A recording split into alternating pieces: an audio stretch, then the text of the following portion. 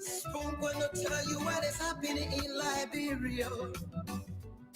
Spoon gonna tell you what is happening in Monrovia. Spoon gonna tell you what is happening in Africa. Just to spoon, to spoon you and know. The children crying for starvation just to spoon.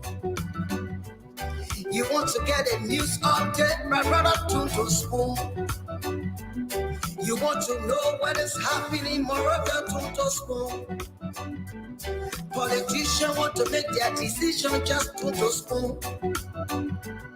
You want to know what happening in the ministry, to spoon. Yeah, to spoon. Yeah, to spoon. You from Funjama, Maryland, to spoon. Yeah, to spoon. If you eat keep on congratulate my brother, to spoon. You got a spoon TV, you got a spoon radio, to spoon. Yeah, to spoon. What? Yeah, Rastafari. Kilibamba, kilibamba, kilibamba, kilibamba, kilibamba, kilibamba. What I want? Yes, what you about today? Spoon TV. Yes, what you about today? Spoon TV. Spoon TV.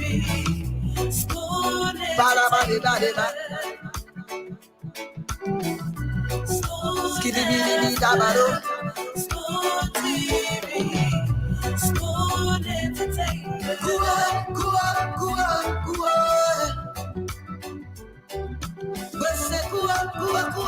Go to there.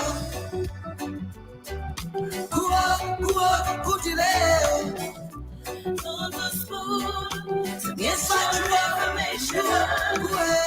From the CEO, stand on with the spoon. And your boy, Friday the South and back. Charges on the beat. On the spoon to get your information. To the spoon to be part of our discussion. Spoon television. Spoon radio station. Spoon gonna tell you what is happening in Liberia. Spoon gonna tell you what is happening in Monrovia. Spoon gonna tell you what is happening in Africa. Just to spoon you and know. The children crying for starvation just to spoon. You want to get a news update, my brother, to spoon. You want to know what is happening, Moravia, to spoon. Politicians want to make their decision just to spoon. You want to know what happening in the ministry, to spoon. Oh yes, it's a wonderful day in Monrovia. And a great way to welcome you to another edition of the program Spoon Talk. This is where you get authentic information and of course Liberia's most followed show on radio and online. We want to say welcome to another edition of the program. We're live on Spoon 107.5 FM, Fabric 101.1 FM, on Spoon TV Live, Super TV Live, and of course Fabric TV Live. I'd like to say welcome tonight. My name is Nelson Colette, of course. James Goode Flomo is here, and Dr. Richardson has joined us as well. Let me say good evening to you, Dr. Richardson, and also to James. Good evening, Nelson. Hello, good day. How are you guys doing? I'm okay. God minding me, and I'm still great. That's great. We're going to have a wonderful show today. I have a list of topics all lined up, but on my end, I'm looking outside. I have a window over here. I believe it seems really nice kind of Nelson?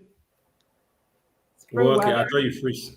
Yeah, go Yeah. ahead. Okay. Yeah, Kind of, spring weather. I've not been outside today, so I don't know how cold it is because sometimes in the United States, when you're inside looking outside, it seems nice and pretty and everything. But when you go outside, when the cold hits you, then you already know. You know that. You know what I'm talking about, right, Goose? There.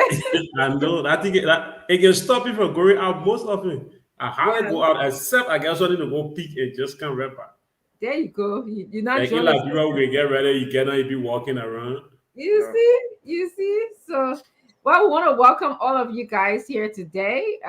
It's going to be a great conversation. We're going to be discussing all things Liberia.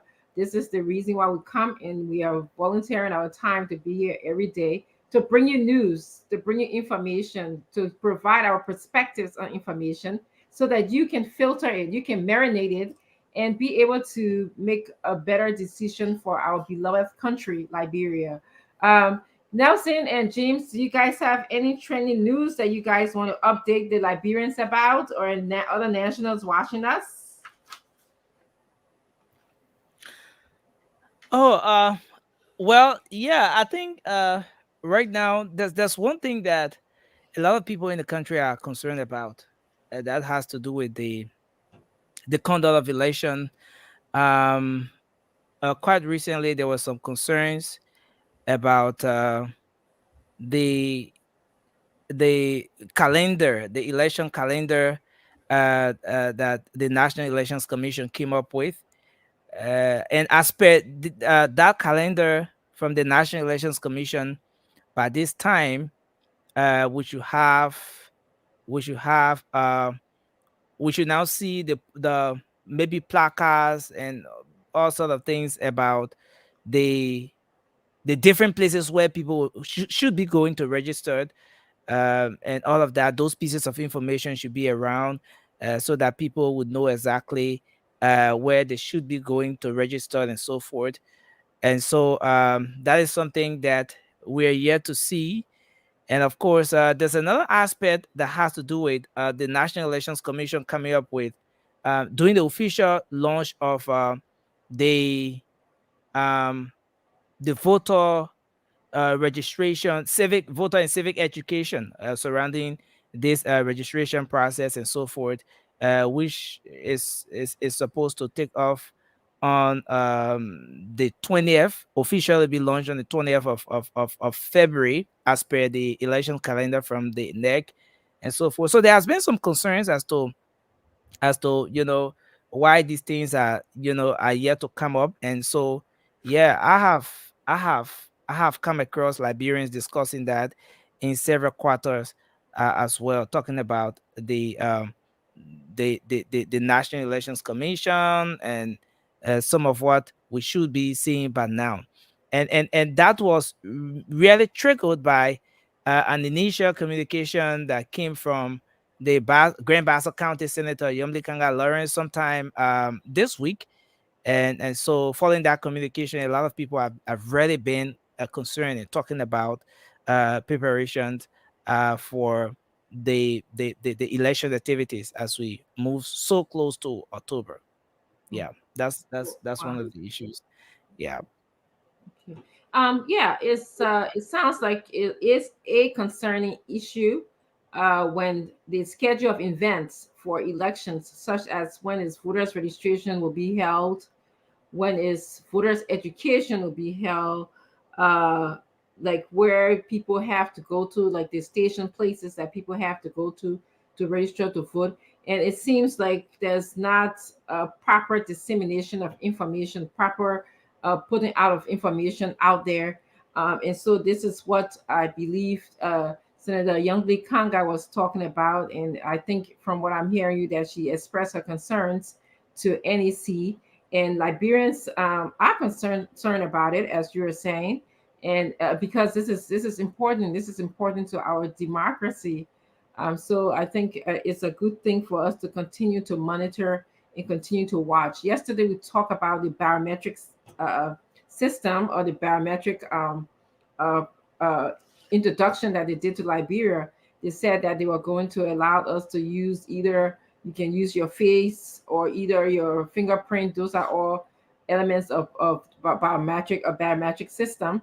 And we have, I think is not going to be used anymore for these elections, and simply because of the lack of education, the delay in educating our people about it in terms of putting a system together, all of those things. And we know that barometric system tend to decrease the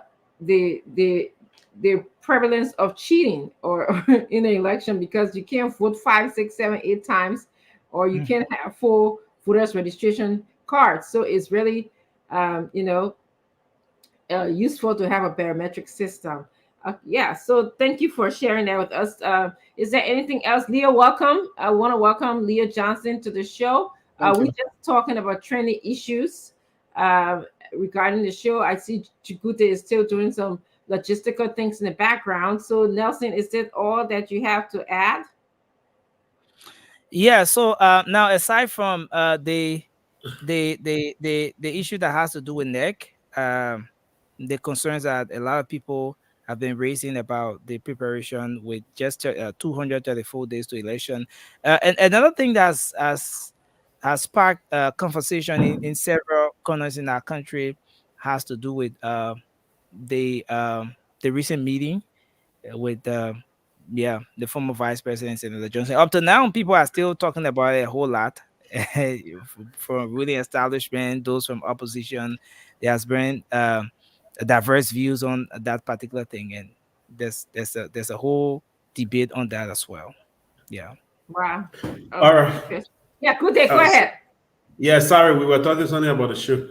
Uh, yeah, today we saw a dramatic endorsement of President Weir's re-election there in Bomi County.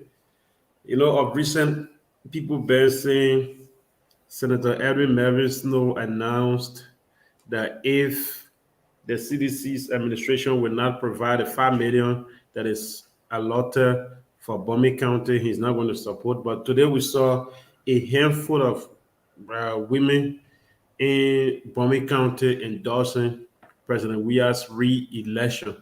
And again, another one was in Ganta. So those strategic places that we've been hearing talks from, that they may not declare their support for the president. Today we saw a group of young people in Ganta who call themselves friends of Kalasco. Kalasco, who's the special aide to the president. Today we saw them welcoming him again. Solely about President Weir's re-election. So the president is playing his game well. His card is working out. All the places where they're talking about his PR is moving. So you have handful of people who come out to say they endorse him. So today we saw it in two different counties in different locations within the country, Nimba and Bomi County. Handful of women endorse Weir re-election, and Kalasco team welcome him to also support the president. Yeah. Quite an interesting news there. Good Yeah. day. Against the backdrop of the Western Cluster saga, considering that people are saying that $5 million was not given to the people of Bombing County. And yeah, we are saying that women of Bombing County, regardless of what is happening with the Western Cluster, they are throwing their support to President Weir. So that's very interesting. And again, like you said, on the other hand, with everything that Prince Johnson has said, $7.5 million owed to the people of Nima County. They didn't get jobs in this government that were of significance, important jobs. He said they did get jobs, but not important jobs. That's what I meant when I say of significance. But yet and still, we see people throwing their vote behind President Weir. So it'd be interesting if you're in the conversation section to also share your thoughts. What do you think is going on?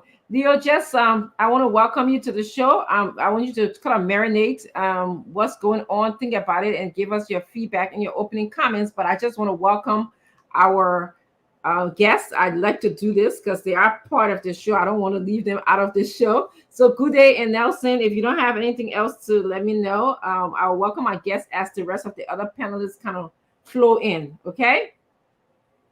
Yeah. Okay. So viewers, would like to welcome you to the platform. This is where you come to discuss all things Liberia here. I would like for you to please share the show, engage in the conversation. Every now and then I'm looking at, when I look this way, that's when I'm looking at the comments to see what kind of questions that you have that we can sort of integrate your questions or your thoughts or your concerns into some of the discussion points here. So this is why I do this. I want to welcome all of you viewers. Like today is Saturday, like Leo, Good Day, Nelson, myself, and the other panelists that will be joining us. We could have been doing a number of things today, spending time with family, doing extra work, just relaxing, watching movie, whatever it is, because it is Saturday. But we made a choice to come here and commit ourselves to talking about the issues regarding Liberia. So as I also like to welcome Mr. Gray onto the platform, I also want to turn and also start to welcome, as he settles in, to welcome our studio, our guests, our regular panelists and guests here. So I'm going to welcome Fitzborough Freeman. I'm also going to welcome Mandela Debo. I'm going to welcome Masali Afonso, Goba. Princess Goba is here. Sarah Dobu is also here. Thank you for coming, Sarah. I'm also going to welcome Sei V. Dula. He's here. Dave Cully is also here today. Clarence Davis is from Houston. He says hello to the Spoon family. Prince Johnson is also here. Prince, hello. Evelyn Moore, she says, I'm here too. Saving Grace is also here. Saving Grace, thank you. I need to be saved today, right? Abraham Kali, thank you. You asked for Fagon. I'm sure he's going to be rolling on very soon. Abraham Kali, thank you. James John Kekula is also here. Albert Blessed is here. Thank you for being here. Marvin D. Gay is also here. Bumi B. Nice Amos is here. No S.W. Toll is from San Antonio, Texas. He's here. Isaiah Foko is from Liberia. Thank you, all of you who are in Liberia in different communities. We want to welcome you to the show. Amara Kane is also here. Elon Telly Kanga, thank you for being here. Sensi Beslo is also here. Fanny Sony Leo Massacre is here. Arthur Bokwa is here. And Daniel Bassa Boy Johnson is watching us. I'm going to stop here. I want to thank all of you, whether I call your name or not. I just want to tell you thank you for joining us. So I'm going to turn my attention now to the panelists. I'm going to just ask you guys, beginning with Leo, then we're going to go to Mr. Gray, and then we're going to go to Good Day to just make your opening comments, your opening thoughts about anything on your mind, anything that you got on your mind relating to Liberia. Yeah, no, thank you, and good to see you too, Dr. Francine, and good to see you, Remy, and Good Day as well. Yeah, I think it's just I'm more concerned about the fact that we're all paying attention to the wrong things as we're heading to a very crucial election, especially in Liberia, and also the laziness of our political parties. I mean, I find it interesting when people say, oh, they're writing the election commission. Like, if the election commission is overseeing the election in an unsatisfactory manner, in your opinion, in your estimation, then why are you writing the election commission to do what? I would have thought you would start using the other mediums and avenues that we have.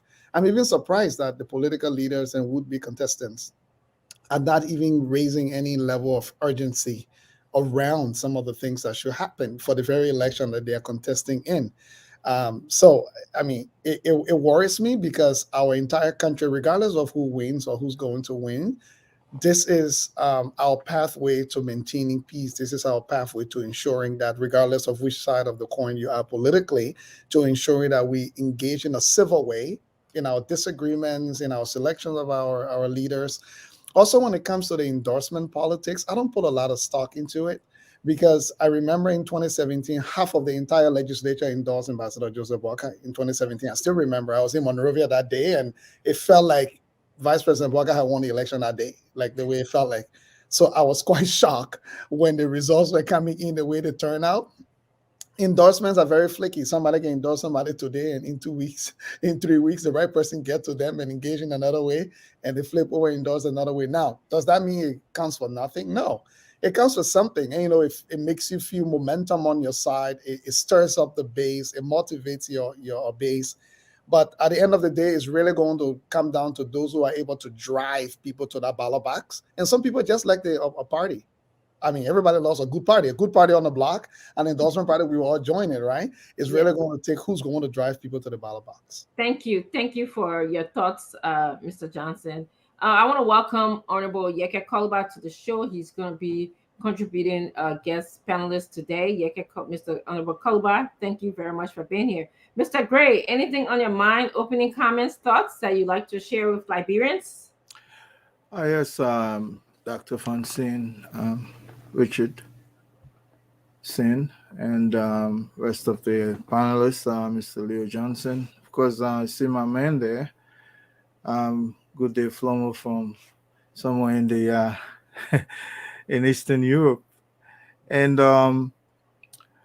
my own, and also of course our master of the program in the back, very important guy. Those are the people that we're supposed to be giving credence to as well, because they make this to happen for us. But you know, between Leo and myself, this idea that putting pressure on establishment government should be designated to a particular specific group of people, whether you call them political party or political leader, I feel we're not earnest in our own democratic credential well. Civic society is one of the largest pressure group in any democracy. The political parties are also part, but civic organizations, if you don't give them the teeth to bite, the democracy will be weakened, it will be false, it will be fake. When people begin to designate, point fingers at certain individuals that they are responsible for opposing the government wrongdoings, I question their own, democratic credential as well. And I think it's all of our. I think it's all of our responsibility to do so. It's not only Yeke Koluba that should be speaking all the time. But that said, when it comes to people endorsing or people putting out smoke screen, I call those kinds of weak attempt for to direct voters that you're gaining momentum. I call that as a smoke screen. They're not really going to help you. The thing about Liberian democracy is that people have a mindset. When that mindset is stationed or positioned to a particular space, it's going to take more than just group of people yelling somewhere in the corner there to change their mind. This is like we say about the issue with the Honorable Prince Johnson. No matter how you like it, he's the godfather of NIMBA. If you miss to go through him, chances are you're going to have a Herculean task trying to convince the county. But I'll leave it here, and so much to discuss today, and I'm happy to be back on the show. I may leave prematurely because I do have some prior engagements, but I will do it as much as I can to stay on the show. Yeah, same here, Remy. But just quickly, Dr. Francine, Remy, I guess what I'm saying is to him or her who much is given, much is required. If political parties want to win the presidency, the job that they're vying for, it's easy. We can shift blame all day and say civil society groups should go there, civil society. But guess what? Who's going to be on the ballot? You that won the job. You are first and foremost in line. So I think the ANC, the UP, all of them, if this election is as serious as they're taking it, the citizens can be like, the people who will win elect not serious. So let's wait and watch. You won the job. You got to step up and lead. Okay. I'm going to go to Honorable Yeke Koluba, and then I'll go to Good Day to share his views on the training issues or what's on his mind. Honorable Yeke Koluba, would you like to share your views and what's on your mind, your opening comment? Thank you, Dr. Richardson. I'm on the show for like 5 minutes. Oh, okay. I just got on the show. Yeah, I got on the show to tell the Liberian people that we made this show and we are going to continue pushing this show. I'm going to give you my schedule so I can be coming on this show so we can all be together. Look, deceitfulness, appreciation that was lacking in Africa, especially Liberia. You know, I see people trying to distance themselves, from the Spoon Foundation. When the Spoon Foundation was giving all 100 back arrests in our district, we didn't refuse it. But today, there's a situation we are trying to distance. I'm not going to distance myself. I'm a part of this show. I have benefited from the Spoon Foundation. I have benefited from Honorable Waterspoon himself, personally. So I cannot distance myself. Deceitfulness and ungratefulness is not in my DNA. I appreciate people when they are to be appreciated. We will start coming on the show. We should be passing the budget on Monday. Some of us in the opposition claim to be in the opposition and had meetings to ensure that the budget is not passed, because the budget is just to enrich certain people. We see the MCC budget, everything that has been there from 2017 continue every budget year. Every budget year, they buy machine, they buy drone truck. The same money just keep coming. We see the education ministry budget being increased. We see the finance ministry budget being increased. The money are being allotted to Samara Wulukoli office and other offices in the finance ministry. Look, we are going to discuss this. The budget, yes, the budget needs to be passed so people can take pay, but not to harm the Liberian people. And the budget is not in the interest of Liberian people, because we put 10 million. The president put $10 million in the budget to go and complete his country tour. We talking about campaign that somebody put $10 million in the budget to go complete a country tour. Are we joking with the Liberian people here? We are going to be on this show. This show, I will be there. If the American government want me because I benefited from Waterspoon, let them come for me, because when you check his call law, I benefited from him. I can say open it. When you check the Spoon Foundation, I benefited from him. So I'm not going to distance myself. When they want me to be part of it, if I'm a facilitator, let them come for me. Let them order that they put arrest me and then be a facilitator. But I benefited from Spoon Foundation. I benefited from Honorable Waterspoon and his family. I cannot be deceitful to them. I remember when Flomo then brought 100 back arrest to give. It didn't come from the government. It came from the Spoon Foundation. So today we're trying to distance ourselves. Look, when there's a situation with you, you will get to know who like you and who don't like you. Honorable Waterspoon might say how what difference is, because he did something I didn't like, and I was able to tell him what I was able to tell him. I'm not living with him. Yes, I can ask him for things, send it for me, but I'm not living with him. So the truth should be told. I benefited from Waterspoon and his family. I benefited from the Spoon Foundation more than even Flomo, more than even you, that Richard say, more than even Titi, that is the general manager. What I have benefited from Spoon, she have not benefited from it. Maybe she will benefit in the future, but till now, I have benefited enough to be deceitful. So I'm going to give my schedule. We will be on the show to promote the show. When Flomo want to go, let him go. That he right.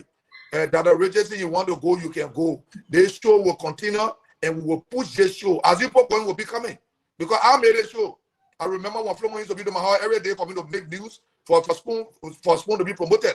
So it is now for me to make more news for Spoon. We will be discussing the budget, and the budget is not in the interest of the Liberian people. The budget is for Ambassador Weah to enrich himself. What he didn't get from 2017 to 2022 is what he wants to get in 2023. I want to say goodbye to the people. Starting from Monday, we'll be on the show. Thank you very much, and thank you for the audience.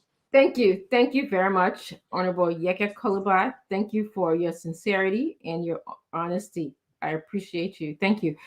Good day. I want you to say something. And Yeke Kolubai just reminded me about something I needed to speak about and give the opportunity for other panelists to also talk about. I'm so business oriented that I just come in and go straight to the program. But I think, good day. Go ahead. You're opening your thoughts. Yeah, I know whenever you get to repeat what he said a couple of weeks ago, that I used to go to your hall with Tia Tracy.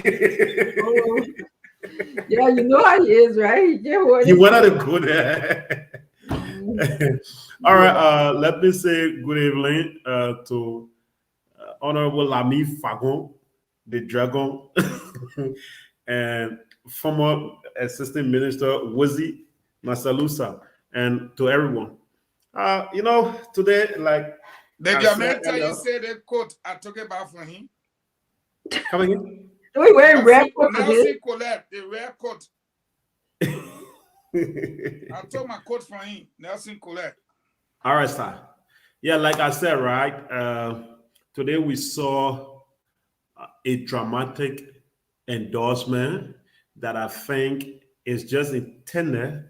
Is just intended to provoke the situation that yes, you are not a man. We have strength, and we have been seeing this happening. The last time Mayor Koji was in Nimba County, and they have been in Nimba so many times. So we saw them they're doing endorsement, people declaring their support to support the re-election of President Weah. So this is clearly to show that Prince Johnson is not a man who he claims to be. They have strength in Nimba, and they can win Nimba County without Prince Johnson. So that is specifically what we saw happening today in Nimba County and Bomi County. So I think these are just a business endorsement that we see going on. And again, they just specifically Bomi County endorsement made me to realize that politicians are specifically not who you think they are. Because we saw a newspaper where Senator Snow was quoted by saying he's not going to support the re-election of President Weah if the money is not paid. But today, to see Snow without him even pushing that agenda for even 2 weeks, to see him again coming back to an event that is intended to support the re-election of President Weah and carrying the symbol that he's in support of President Weah. I just want to tell the people of Liberia that as we move gradually to October 10, be your own gatekeeper, be your own speaker, and be your own decision maker. Don't be there and say we have people that we believe in who will tell us where to go and how to do it. If you need change, you want to change your administration, you need no Fagon to come and tell you, go and vote for Cummings or Weah. You need no Goodyear to tell you, vote for Boakai. Some will say I'm from Lofa, right? So I think they just have to be their own gatekeeper. That is what I see coming up. Yeah. Thank you. Good day. If you just joining us, we are at the opening comments section of the program. Mr. Johnson, Mr. Ray, Goody just give their opening comments. I want to just make one comment I neglected to make before moving forward, and then we're going to go to Minister Warzy, and then we'll go to Minister Fagon. I'm sure all of you that are watching, you notice there's a change in the panelist setup here. Often when there's change that happens, there's sometimes it can be positive and negative. I just wanted to just tell you that we wish the panelists that are here well. We wish them good luck and best wishes in their endeavors. CEO is going to come on sometime, maybe today or later, to speak more about this. So I don't want to dismiss, that there's new people on the show.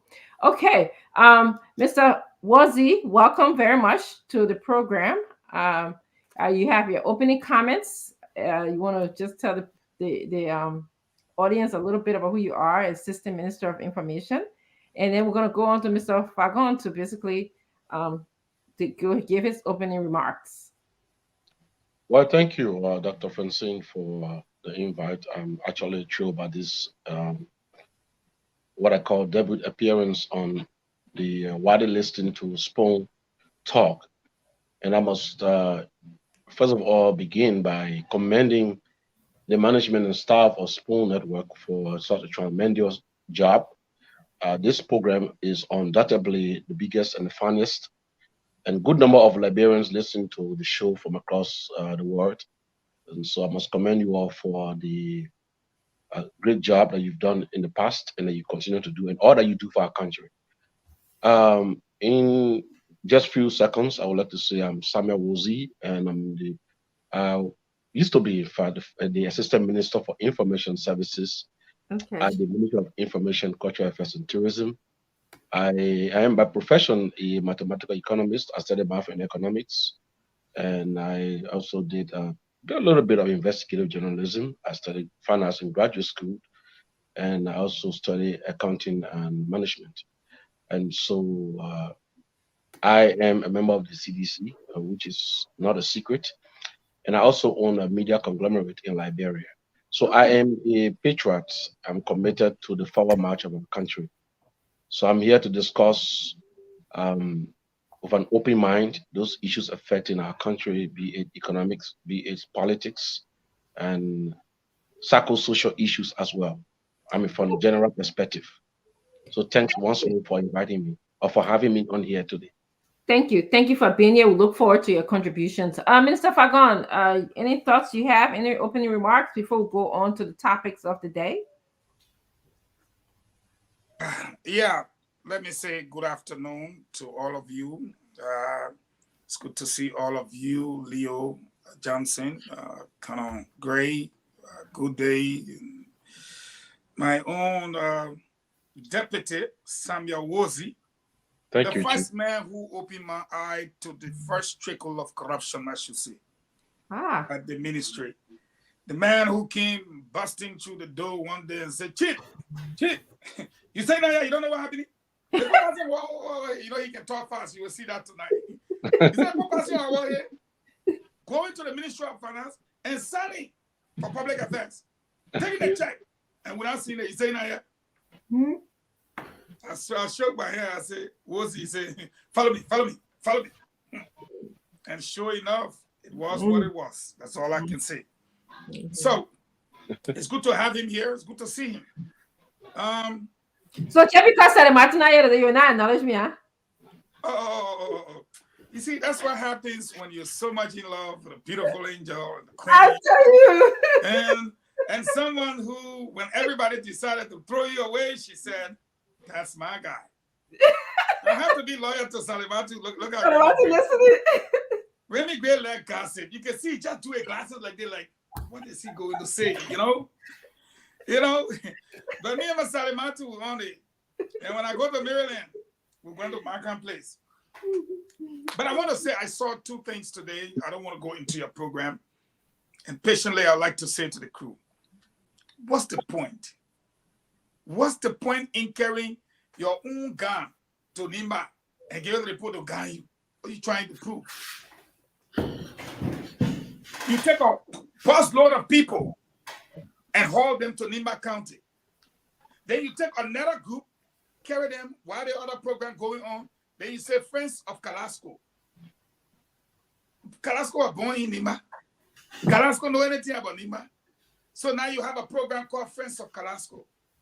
Then you take the CDC Women's League. It's only 40 minutes from Monrovia to Tottenburg. You follow almost 6 NTA buses. You get down to the gas station. Then you start singing and dancing Bema through the streets of Tottenburg, knowing that you just stole our money and our iron ore. This game and this strategy was derived in 2017 by great men of the CDC at the time. Thank God was he here.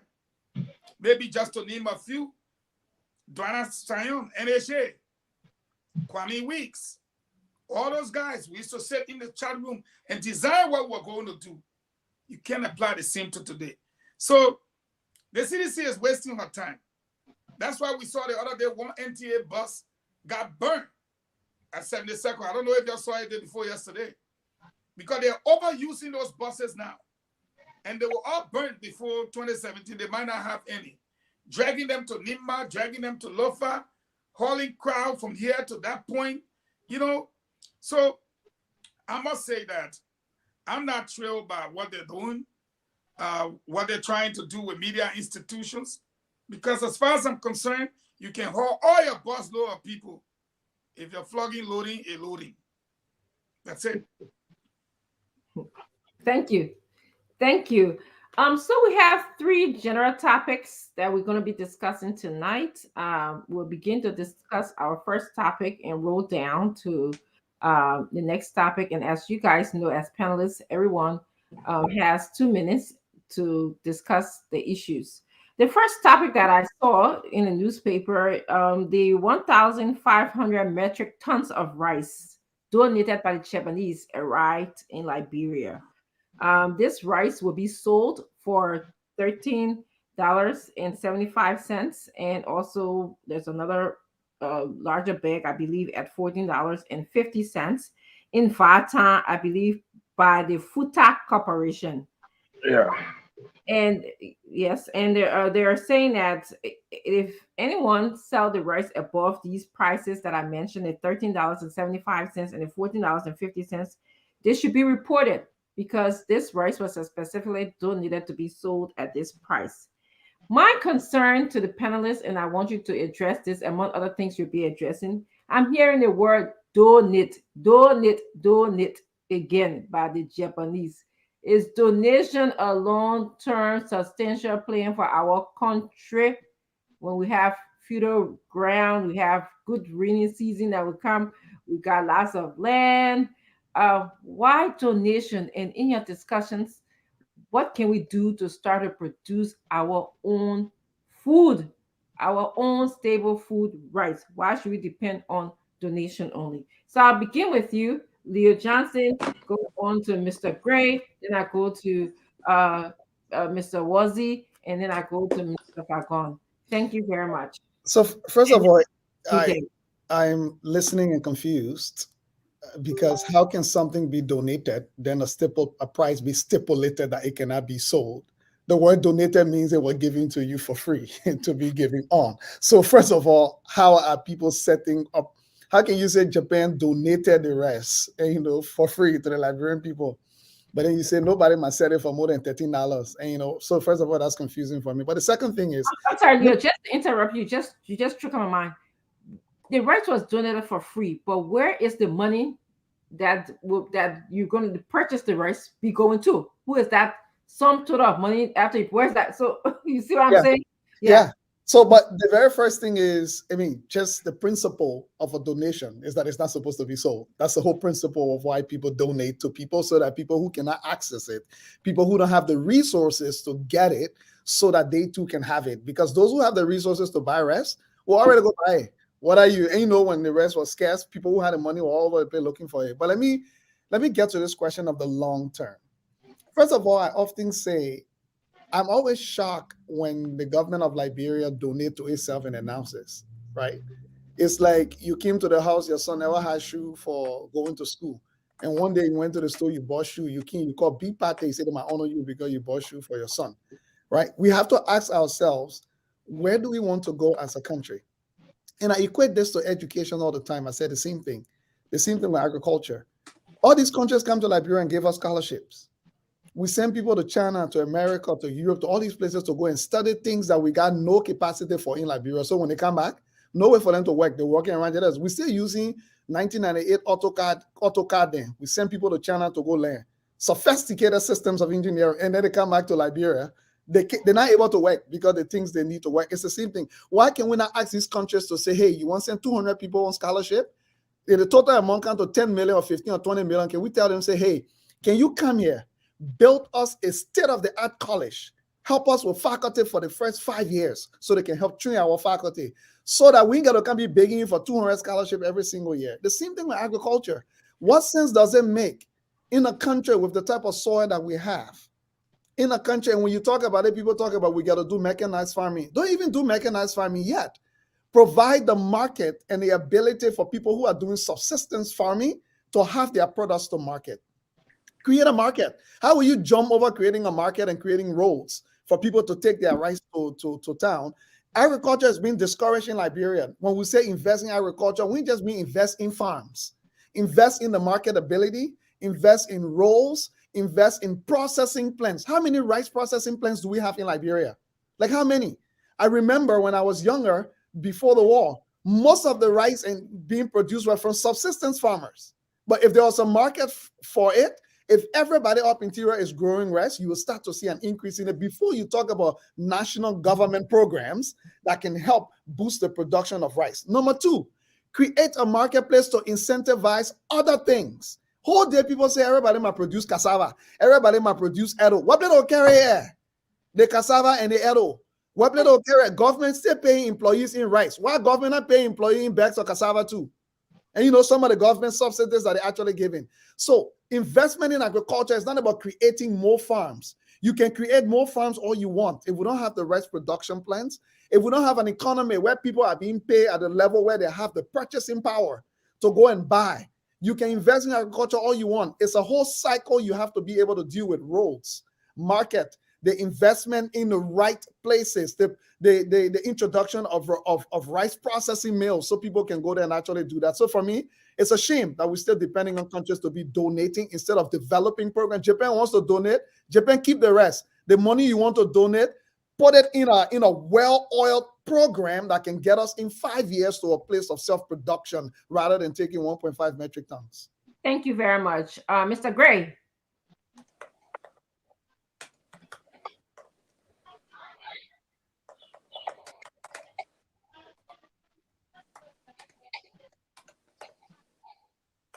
We can't hear you, Mr. Gray. We're not hearing you. Can you unmute yourself? Okay, I'm sorry there. Yes, now we can hear you. As I was saying, I just want to urge folks who have made this culture of listening to Spoon, just chill a little bit. After some time, you get accustomed to the phases that are appearing. It's just that us humans, we don't like changes. It throws us away. It causes our discomfort in some of us. But eventually, there'll be minds that will come here that will help to fertilize your own mind. To listen to one song only that song will become scratchy and old. So it's good for you to listen to multiple voices in order to enrich your own very fundamental mind. That said, it brings to mind about this struggle we have as a nation to actually perfect the ability to feed ourselves. Leo recommended that resources that would go to items like rice can be put in the country via cash or through other economic support. Japan sits at the apex of one of those donor countries whose resources have been mismanaged. Whenever if you educate a man, which I agree with him, if you educate someone, then you have a tangible resources. If you give me 20 bags of rice now, I will eat all, and maybe some of them will even go rotten after some time. And when people talking about 1,500 metric tons, it sounds so humongous, but it's just 32,000 bags of rice. That is, of course, Chairman Wozie is a mathematician, even though I taught math at high school and middle school level. But as erudite as he is. But if you do 32,000 bags of rice, that's nothing. But we're making big show of it. Like we say 1,500 metric tons. People just having this big figure in their head. But if we are sitting now at this part of our republic, 200 years old, and we're still being fed by a small country that just came into being after World War II, so to speak, it really hurts me when we have people who are capable of doing the job of leadership, and we still, perambulating with individuals who stretch their hands to other countries to feed us. I am moved by this idea that Japan giving us rice when our topography, soil topography is one of the best in the world. We have one of the highest rain tables. We have the climate right for growing our own, but we just need a manager that will steer us towards that direction. And so I'm concerned. I'm not impressed at all when I hear somebody get, when if somebody controls your stomach, they control your mind, period. True. True. So I'll leave it there. Thank you, Mr. Gray. I'm going to go to you, Mr. Wazzy, to give your thoughts in light of the president. When he came into the country, he said that there were rice in the country. And there were other explorations about $11 million being given to different organizations to provide rice for the Liberian people. And now we see that we get into neither rice again to buff up, I guess, the rice that's already there. Can you speak to that and any plans that you think that will help us have sustainable rice in the country? Well, this is one of the major issues of concern that has long been an issue of debate in our country.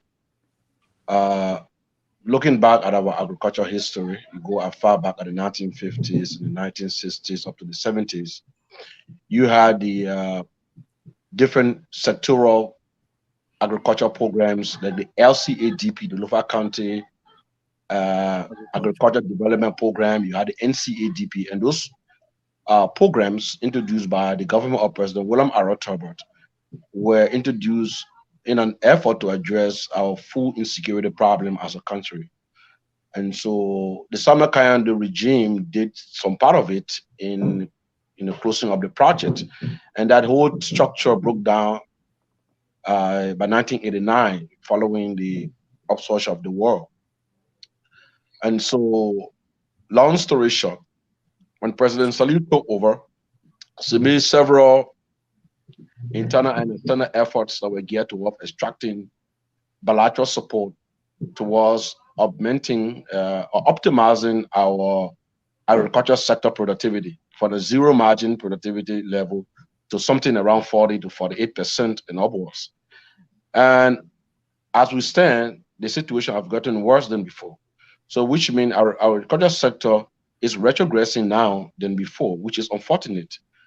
And if there is any other government that's supposed to celebrate the coming in or even 50 million metric tons of rice, it shouldn't be this government, because we promised to do a lot. And I think with the popular support of the people, we could do a lot. Are we taking on not tourists, people who would just go there and be terrorizing, but people who will be out in the field to motivate the people to first of all learn to feed ourselves. One of the strategy of ensuring macroeconomic stability is to ensure input substitution. And the best way you can actualize that is by ensuring that the local population increase domestic food production and reduce the ratio of foreign currency needed to import foreign produced merchandise. So that is a major strategy in ensuring macroeconomic stability. And the reason why we're having so much macroeconomic anomalies now is because we fail to enhance our agriculture sector by adding value to what Leo called, trying to incentivize some other products. So when you're giving rice to your employees, you should also look at all local commodities and have them incentivized by adding them to the package of what you get the employees, and then send some of the money in that sector, so as to increase support the livelihood of the farmers in that area. So this is now something that you need PhD to understand, but it takes the institutional will as a government to be able to do it, to shift from broad day rhetorics and debauchery and demagoguery and impulse and pleasantry and pleasantry rather, or and pageantry. That's what I'm trying to get. You understand? Yes. And then walk out into a more robust, medium and long term strategic approach that will minimize poverty at the local level. That's the reason why we have, we didn't even have a middle class, so I can talk about that. But that's why you see us celebrating every rice grain that comes to Liberia, and it doesn't make sense. We should be ashamed of celebrating even 5 ships load of rice coming to Liberia. Liberia is not a country that's supposed to be celebrating importation of rice, what we eat. It doesn't make any sense. And no leader with 5 cents is supposed to support their information minister to even announce it. It's a disgrace. It's a shame. At this point of time. Thank you. I like, you kind of reminded me of Mr. Gray. You guys have an interesting way of using words. Like you calling our rec sector is on a retrogressing path. We are using broad dig rhetorics like saying rice is in the country when we know that rice is not in the country, and we need a robust plan.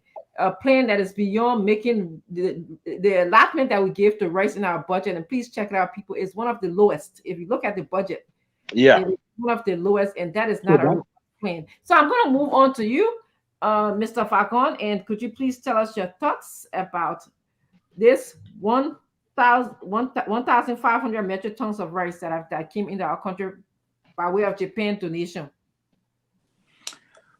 Thank you very much. First of all, it's like Japan just gave some rice for the campaign, because I know my people very well. It's like if you call Spoon TV right now and say, give me some footages or give me some videos of the Boswen Junior High School that was just renovated. Every government institution or propaganda news outlet said they were dedicating the newly constructed Boswen. No. And even the ones that's constructed and challenging anyone on this platform, you will see all the windows still busted, they painted over the rusted thing, everything that messed up. This rice that's coming, the reason why they said, look, it will be sold in Vietnam is the first set of videos of the first 5 or 10,000 bags, right? And that would be it, case closed.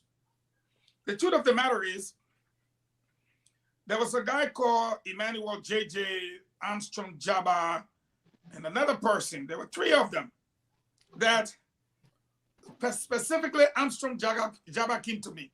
And he said, we can feed ourselves in the next 4 years. If this government can, you see, Dr. Francine, I don't want you to hold me. When I feel passionate about some things and it hurt my feelings so much, I know where I'm coming from. So I told this guy, I said, you know what? I'd like to see your farms.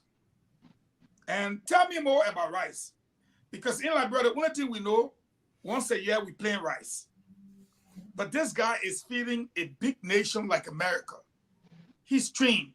He's working in Louisiana. Liberia has the kind of soil that can produce rice 3 times a year. And this guy, there he is. Yes, thank you. I was going to interrupt you to tell you that we invited him, but why you do that all the time? Do you see why I like?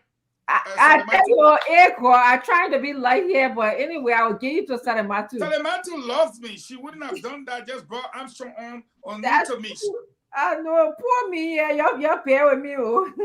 She loves me. Yes. So he said, Honorable Fagon, I can produce rice 3 to 4 times in a single year, and the same farm.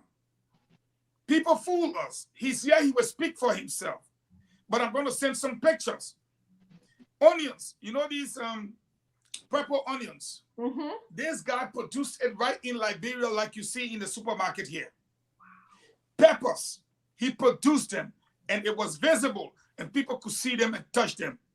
So guess what happened? I went to Kwame Weeks. I said, let's do a video. Let's follow this guy. Kwame Weeks went, and the videos are available today. I turned around. I went to McGill. I'm going to send the picture. I said, bring some of your rice. Real country rice. If you want the one with the red stuff on it, you get it. If you want it where they take out the red part of it, you will get it. And he brought in the machine that produces country parboiled rice. Hear the name. Country parboiled rice. As I gave him the rice, I have to go to my people. I took the rice, I carried it to McGill. We ate, they cooked the rice, we ate. Maggie said, he said, I'll bring to Nathan. I said, yes. We sat in the car. We called him. He's my witness. Put him on the phone. Samuel Twa were in the car. Miguel was in the car. He said, where is this guy? I said, it's in the U.S. Let's bring him down. How much he's asking for? I said, this guy said, y'all don't get him the $3 million now. But you can get him 500,000, let him produce the first farms. Wow. And he will replicate it. And if y'all see it and y'all believe it and y'all know it's true, onions, pepper, and rice. And after he spoke with them, they were excited. All vegetable, tomatoes, everything. Yes. Thing. So they say you're joking. I said no. We went to a fight every day. He will explain his own story. Even when they came here to Washington, D.C., I fought them like an animal until they sent for him. Did they not send for you? Right. Did a presentation. You take $11 million and give it to Lebanese people. When someone can produce the rice and feed the whole nation with 11 million, case closed, the whole country. And he would tell you how Maryland gave him land, how Sano gave him land, what he's doing now. You brought him on by surprise. But see what we are into today. And when we talk, people want to get angry. We have played our role and we have done our part. We're tired. Yes, thank you, Honorable Fagon. I want to welcome you, Mr. Java. I hope I'm saying your name correctly. Thank you. Right. Yes, and thank you so much for being there. We're discussing the rights issues in our country. Our country continues to receive donation from foreign countries. What I understand you're a rights expert. I've seen you on Facebook. I believe we're also friends. Can you tell us what is our problem with this rights issue here? We have only one problem. Mm-hmm. Those in authority don't want to do it. That's it. That's the only problem we have. Break it down for us again. Those who we elect, our lawmakers, who make the decision for us, they have decided not to grow rights for the country. That's the only problem we have.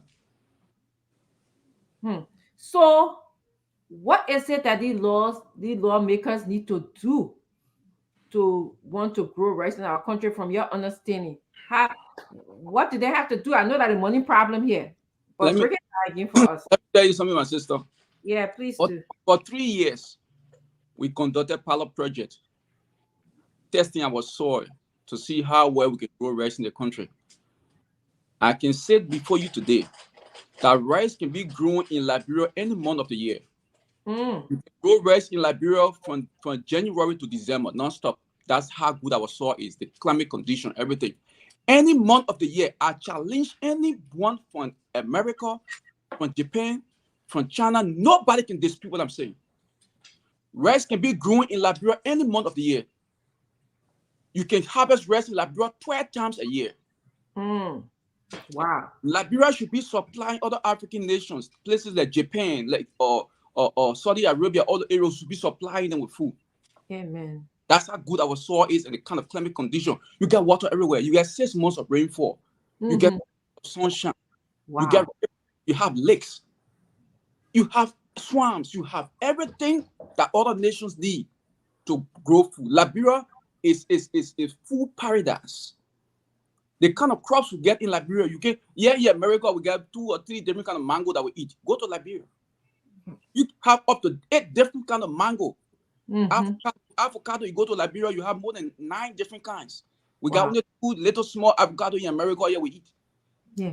So, Mr. Java, I'm sorry to interrupt you, and I'm just happy that you're talking about the blessed nation that we have. We just have a myriad array of food and everything. The budget got very, very small amount for agriculture. I think it's one of the lowest when we look at the way how money is allotted for these different sectors. That's why I just told you the only problem we have is our lawmaker. They decided that the country should not grow rice. That's why we're not growing rice. That's the only reason. Anybody gave you another reason, that's a lie. It's the truth I just told you. The only reason Liberia is not growing our own rice is because the lawmakers decided that Liberia should not grow our own rice. That's the only reason. There's no other reason. That's the only. Behind it here, and I get the What Eugene is telling you, I challenge the Liberian government to put aside only $1 million. They shouldn't give me the cash.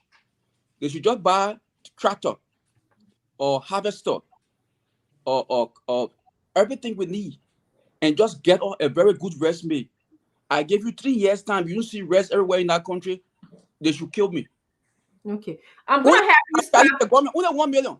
They 1 shouldn't go million. back. Just try $1 million. Don't give me cash. Just buy the equipment I need and test me for only 1 year and see what happens. Wow. I'm gonna have you stop for a second, and I'm just going to just go around and ask our panelists what are they thinking of what you said. You said some major things here. You said that our lawmakers are not interested in growing rice in our country. That's the only reason Liberia is not growing our own rice. That's the only reason. There is no other reason. There's no other reason. You heard it right here on Spoon Network. You heard what Mr. Jabba had said. I'm going to go with you, Mr. Gray, and then I'm going to have Mr. Wazi add his thoughts, and then Mr. Fagon, and then Gude will add his thoughts. Mr. Gray, you heard what Mr. Jabba said. What do you think? Is he right? Is there something behind this that we don't know from your view? Like Mr. Woolsey, I was assistant minister, but the only thing with me, I was special assistant to the Minister of Defense. And I grew the ranks of the Army through the Office of the Chief of Staff. I was General Bowen's office staff for the many years he was Chief of Staff. So I'm pretty versatile with governmental operations. And plus, being a soldier from 1981 in uniform, and probably in excess of 2 years, additional 2 years after becoming this cadet from high school, working as filing clerk in the Minister of Defense's office in the Ministry of Defense. So there are a lot of things that ensue in government, but one thing I see, if the head of state, who is head of government, possesses the willpower, a lot of things can be done. Why do I say that? Madam Sirleaf, during her administration, brought in lots of equipment via our partners in progress, including Libya. Mr. Gray, can you speak a little bit louder and speak into the mic? We're getting some thoughts here, some remarks that you're low. All right, I'm so sorry. I'm not sure why my microphone is always low sometimes, but give me a minute here. Yeah. So but hopefully I'm audible enough. But what I'm trying to say is, if the president of the republic, who is head of government, possesses willpower, lots of things can be done.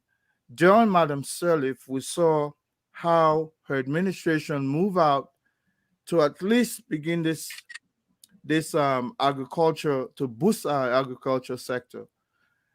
Jabba has a point, but he's directing finger at one branch of government only.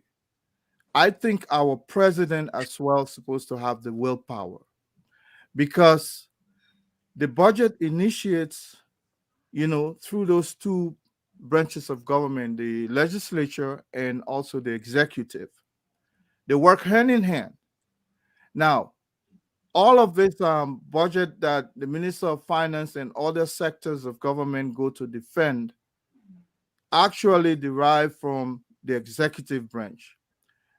Then they have to go through that endorsement via the legislature.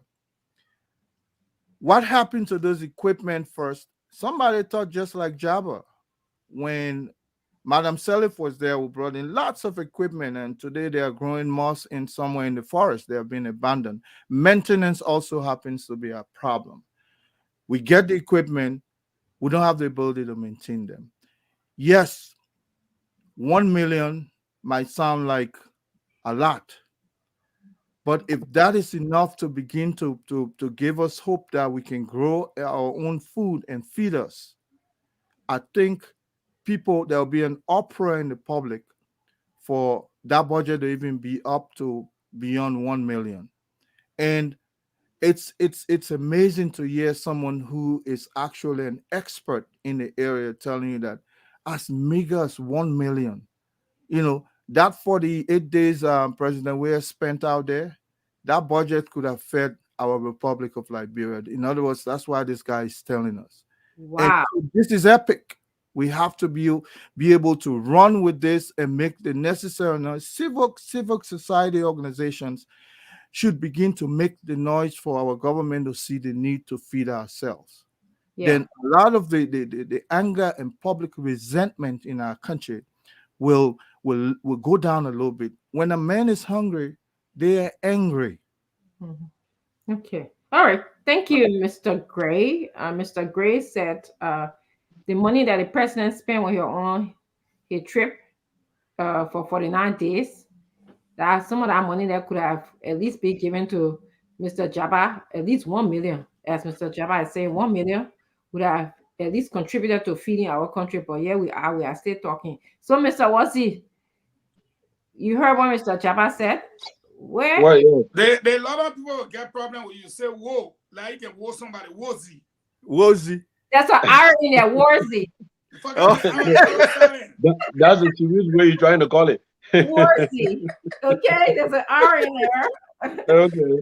Whoa-zy. All right, There's a Warzy. Okay. Yeah. The man are boozy man. Go ahead. Well, it's very interesting and at the same time very disappointing when you see simple things that could just be addressed in the tweet light taking forever.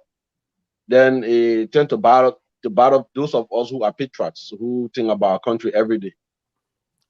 Now I'm reading something from wargreen.com, and it says the European Union, the European Investment Bank, the ERB, and the government of Liberia signed €4 million agreement to study the West African nation's rice sector in anticipation of large-scale investment to boost production, enhance food security, and reduce dependence on imports.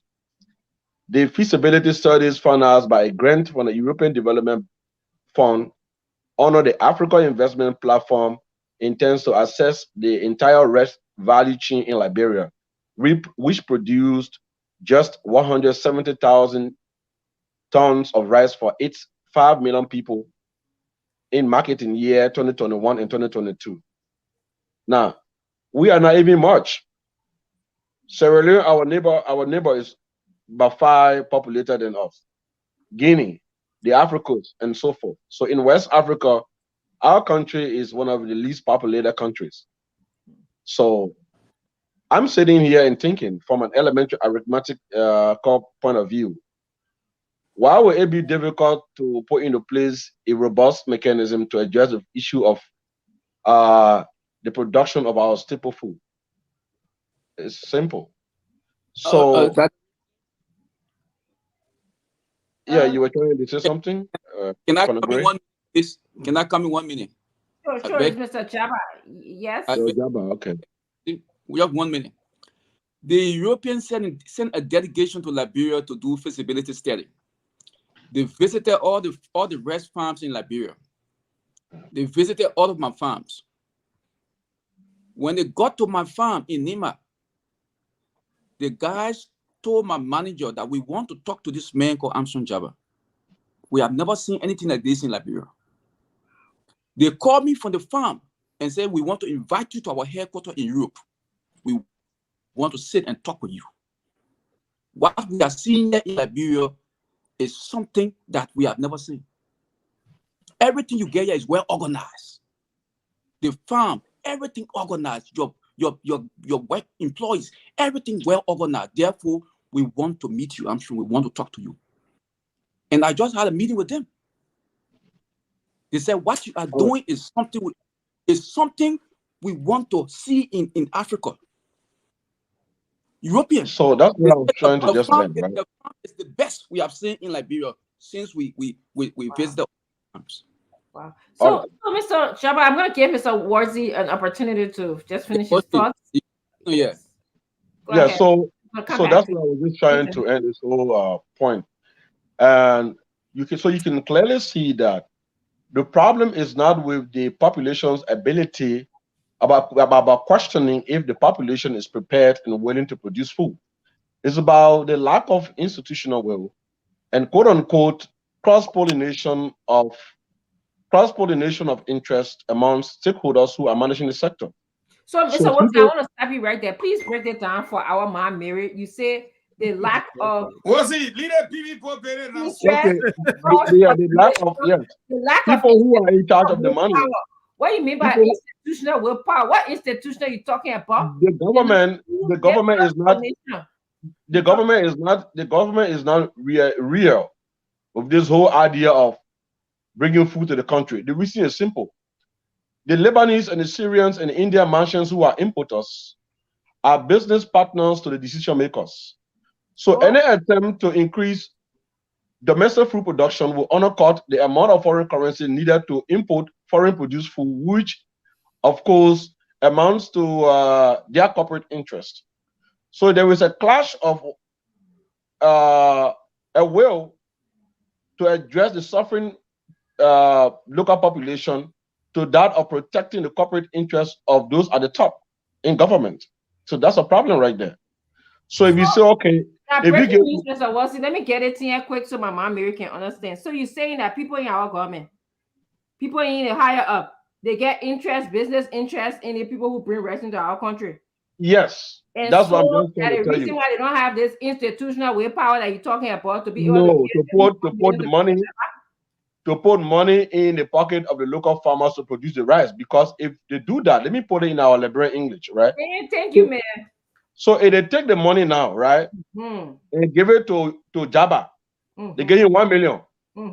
It will be hard for you to allow to the legislature so you give Jabba 5 million because Jabba really liberal and a liberal man. Yeah. But if you give the Lebanese man 4 million, it's easy to allow that you give him 11 million because the Lebanese man will prepare all the record to prove that 11 million you give him and you give the banana 5 million. So that is the main thing that is affecting our food production in Liberia. Why you think the Lebanese people will come to Liberia and build the biggest warehouse for the storage of foreign produced rice? It's right there in Monrovia. The biggest warehouse in West Africa is for rice. It's in Liberia. For what? We are just 5 million.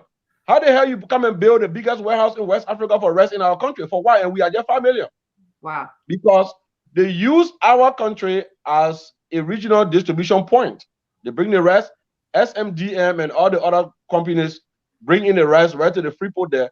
They store it and then they send trucks to carry the rice to Guinea, to Sierra Leone, and to Africa, which is affecting our economy.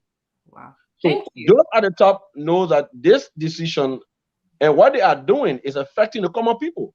So now they make the common people to appear like just naysayers and praise singers.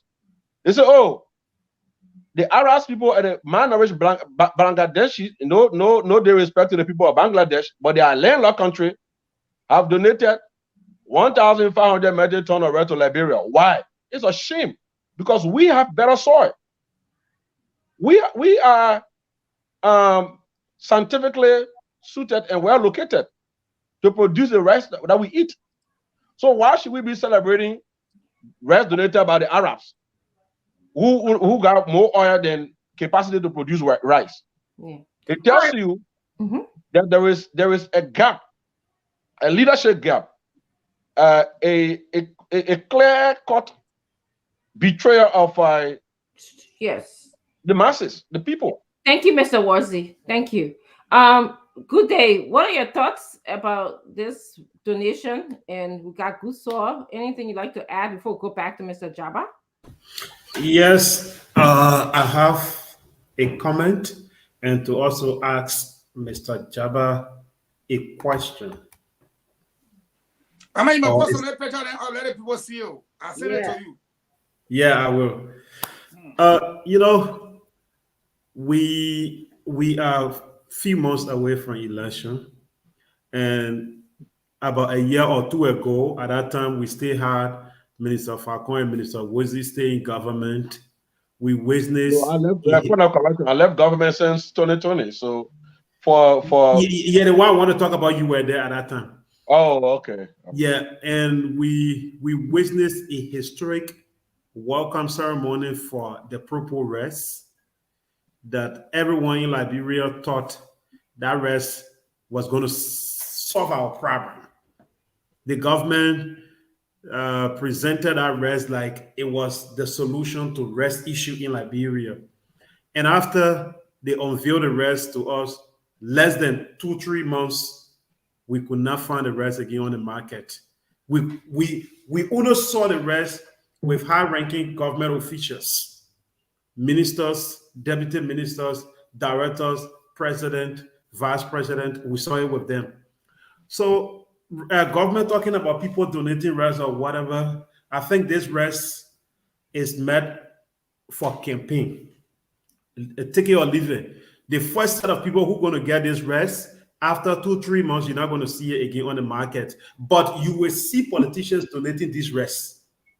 In 2020, during our campaign time, you're going to see politicians donating this very rice we're talking about, because it has already been distributed. How many finance minister will carry? This member of the CDC will carry.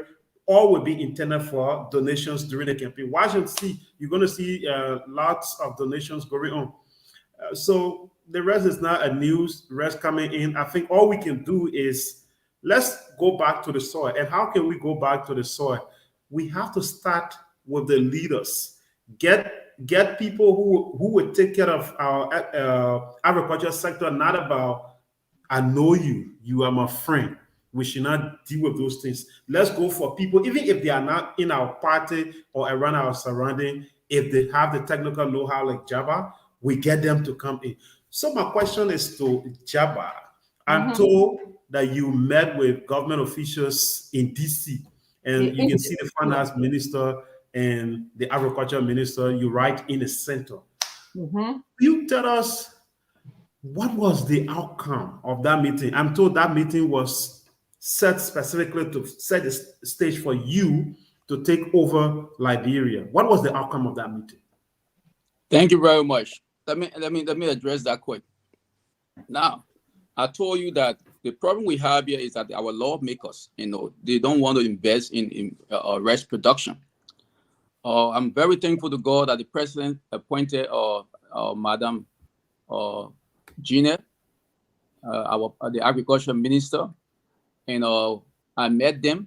We discussed, and we came to a conclusion that they will be able to give us the help we need to be able to grow rice for the country. President, as I speak to you, the government gave us the facility in Maryland County.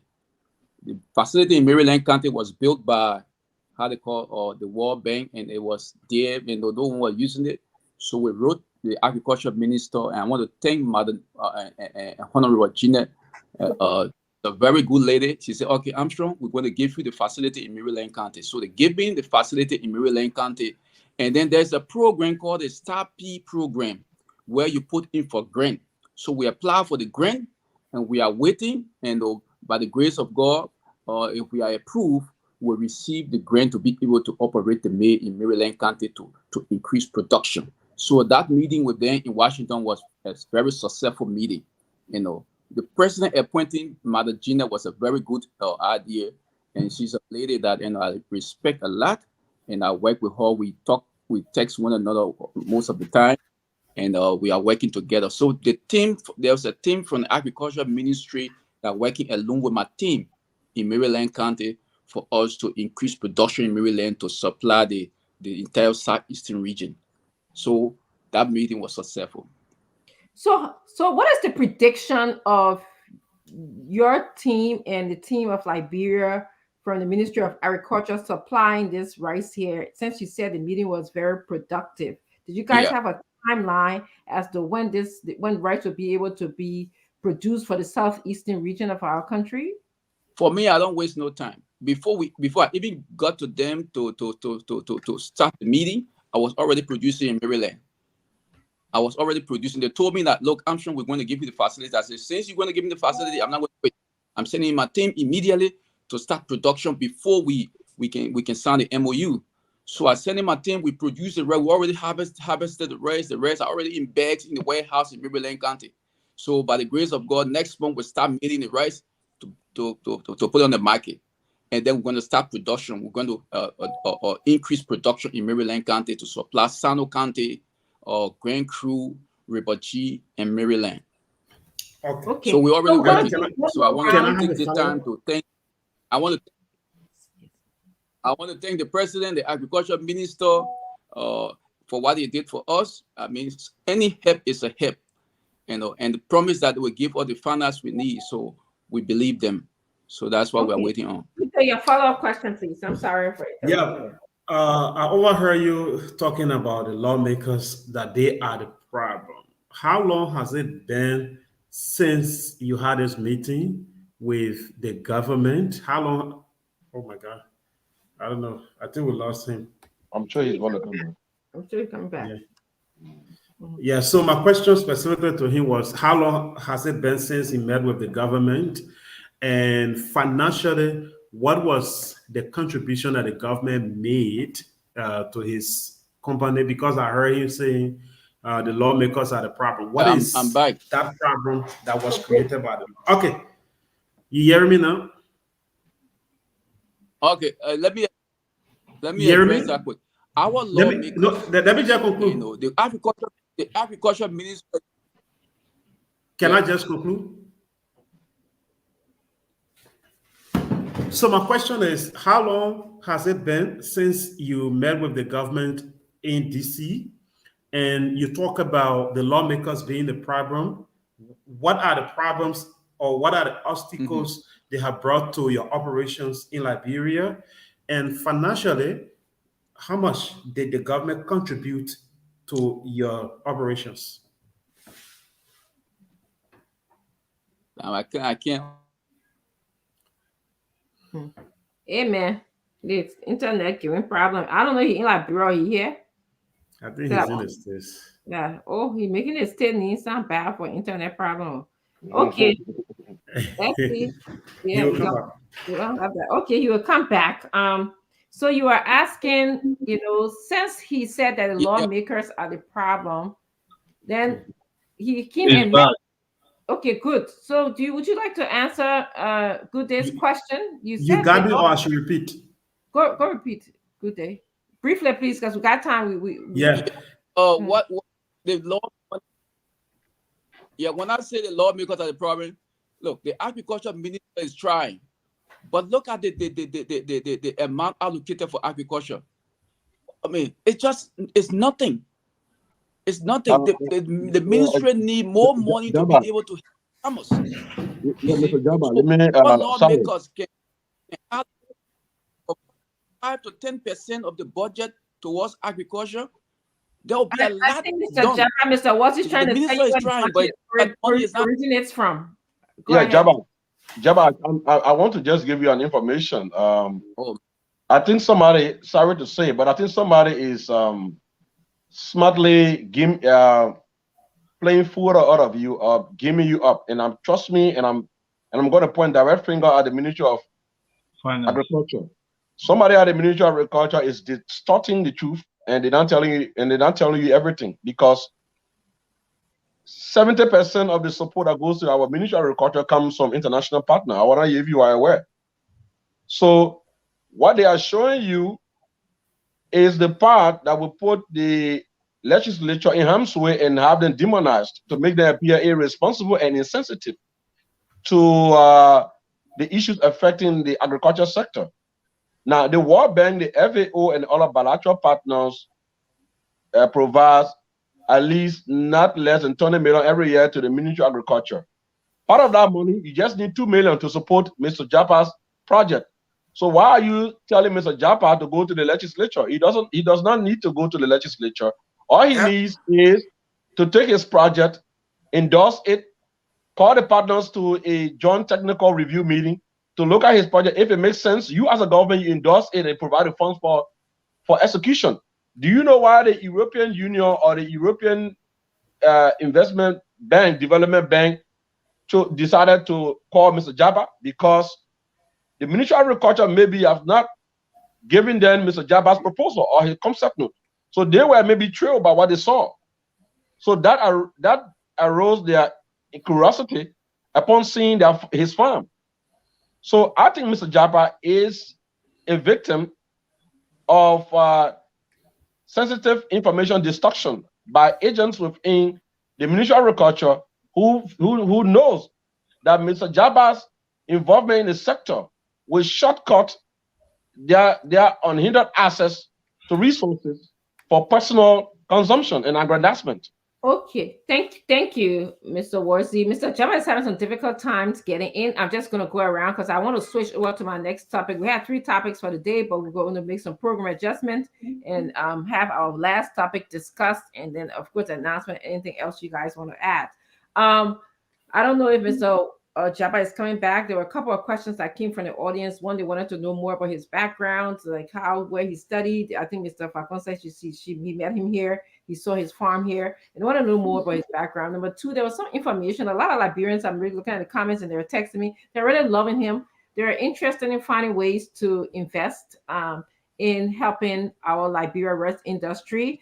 Can we look at some of the photos I sent to Good Day? Yes, So you please can see put that as I'm firsthand. talking. Yes, as I'm talking, can you please put that photo up? And so they wanted to know how they can contribute. But there was one person who sent me some information, a patient, Gate, who said she invested and it didn't go well. And I don't know about the inside details of the investment that she did, but she wanted I wanted Mr. Japa to respond to that. So, but a lot of Liberians are texting me and saying they want to contribute. They want to know how they can invest. Mr. Falcon, do you want to just talk about some of these pictures that we're seeing since you brought it up? Yeah. Just what Wozie said. Look at the rice. I'm standing right beside the rice that's produced. When the rice was being sold by $16, do you know how much that rice you're looking at right there, real country rice, was being sold for? $11 a bag is what Armstrong is selling it. The rice you see down there is $11 a bag. And that was the same rice I took to McGill's place. That was the same rice everybody ate that got them chilled. Not one cent of rice was in it. The machine he carried, yes, you can't find no rock. You don't see no rock. It blows the rice and then takes out every cent of rice before they clean it any way you want it. But the truth of the matter here is there is someone playing Armstrong right now. That's why James Goodday asking, how long has this meeting been? Because I know this is the purple onion. You see it right there. From right in your Liberian soil. Okay? The truth of the matter is there is someone playing him right now. Because they know you don't need legislature. Like what he said, the money for the agriculture budget is coming from outside. The vast majority. Yeah. So all the minister needs to do is approve your project proposal or your concept note, and the people will give you the money. But they tell you that the legislature. No, it's not. What happened to Wozie when we went to Banga for Kari? When we went to Kari and the president launched this $17 million project, what happened to that money? What happened to that money? It was not legislature. It was not government. And somebody is playing him. And now we got 7 months to elections. And they think they can give him an empty building. That's why Goodday asked 2 important questions. 1, how long has it been? 2, how much has the government given you? So I'm waiting for Armstrong to come back. But I know Sir Joseph just borrowed him machines to clear, yes, huge parcel of land. And I'm not saying to say he called me and I called Sir Joseph. Sir Joseph called me back. I called him back. He called his people. They had a time to meet. The machines will be made available. I stay here. I've been working hard at the post station looking for food. Salematu not feeding me enough. But on a very serious note, these are the things, Dr. Francina, makes me angry. You were on this platform. We were talking about 11 million to rice importers. When someone is only looking for 1 to feed the nation. So if you get 3 out of the 11, we'll be calling the people from Guinea, you come for rest, free rest, before you get ratty. Amen. Look at the onions. Look at the tomatoes that we pay in Walmart for all our money. James Goodday, you got a picture of the tomatoes? They gave me tomatoes. They gave me a bag of onions. Wow. That onion, they gave me a whole bag full. There's one picture there with tomatoes. If they gave me the tomatoes, myself look at the tomatoes, I got upset. But this is where we are. Yes. And people depended on this government because they thought there were so many smart guys The third president, we was a young man. If you look at our pepper, we still going to Guinea to buy pepper. Look at the pepper on your screen. The pepper gets ratty. When we can bring machine from China to dry it, crush it, grind it, and make peanut pepper. Here's the tomato right there. They gave me a top load of tomatoes. See the tomatoes, fresh, organic, no chemicals. But why are we suffering? So we brought in a young leader and thought that he eye open. But I knew the false eye he was using. False eye. Because if he was using real eye, he was going to see what we're seeing. And this is painful. Right here, this is painful. This is all produced in Liberia, but it's on a low scale. And all the man needs is to clear the place. And the rice will be grown. You see, Dr. Francine, once you clear the place, right? That's it. Every 3 months, he produce. They take it from there, they produce again 3 months. They take it from there, they produce again 3 months. He got some kind of thing, they call something about nitrate. They will put it in the soil, and that's it. The water in Liberia, he said, if you dig 4 feet, you see water. And that is true. So you just got to irrigate the soil, and that's it. He don't need water pump.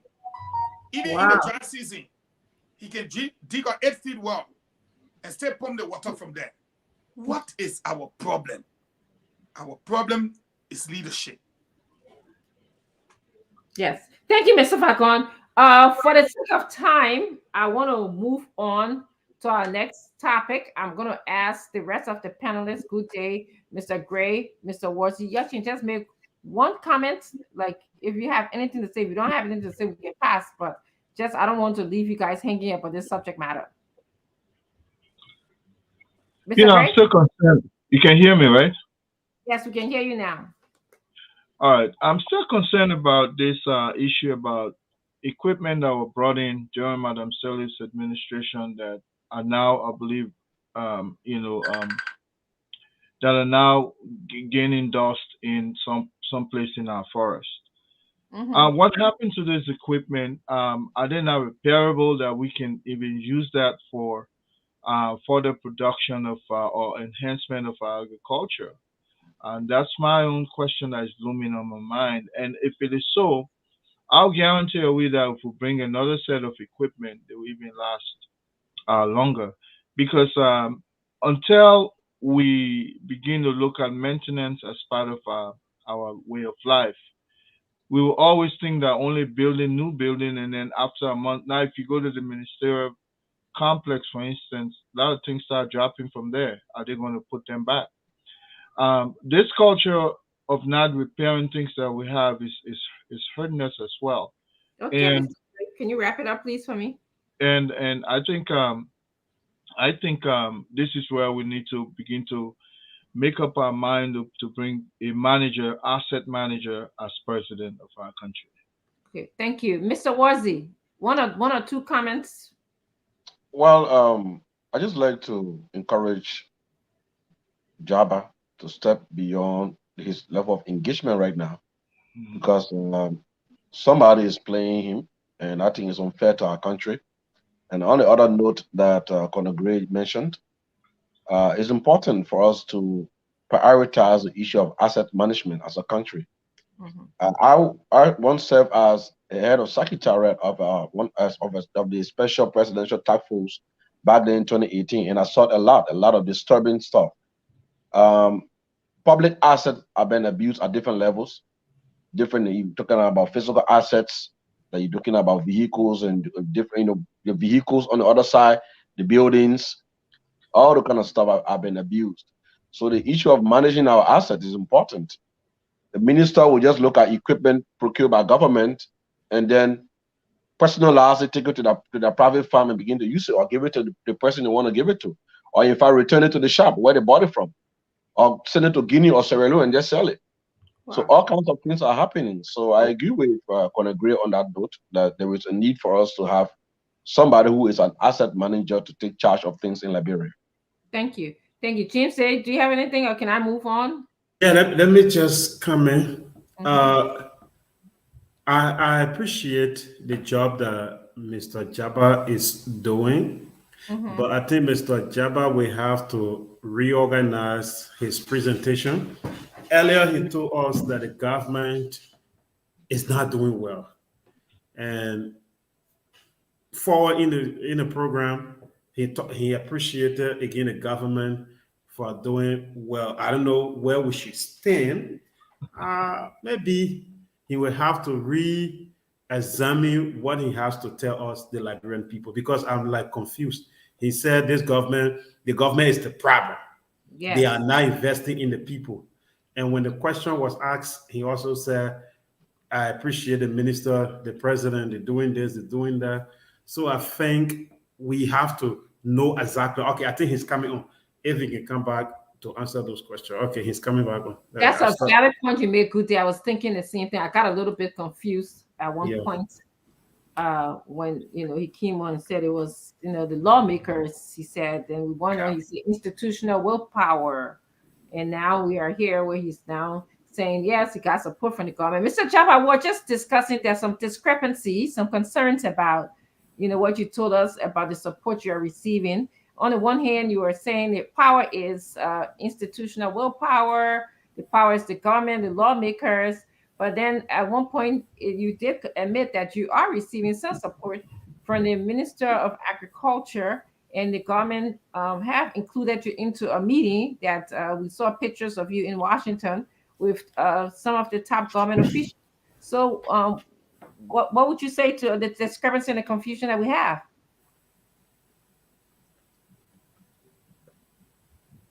Hello? Yeah, we get to you. Or will you love to answer the questions I asked first?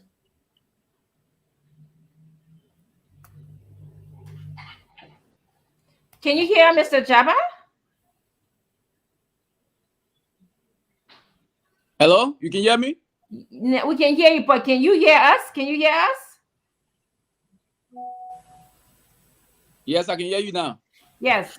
James. Can we call you? Go ahead, James. Good day. Yes, he still James, has you can speak. Hello, Mr. Jabba. I'm clear.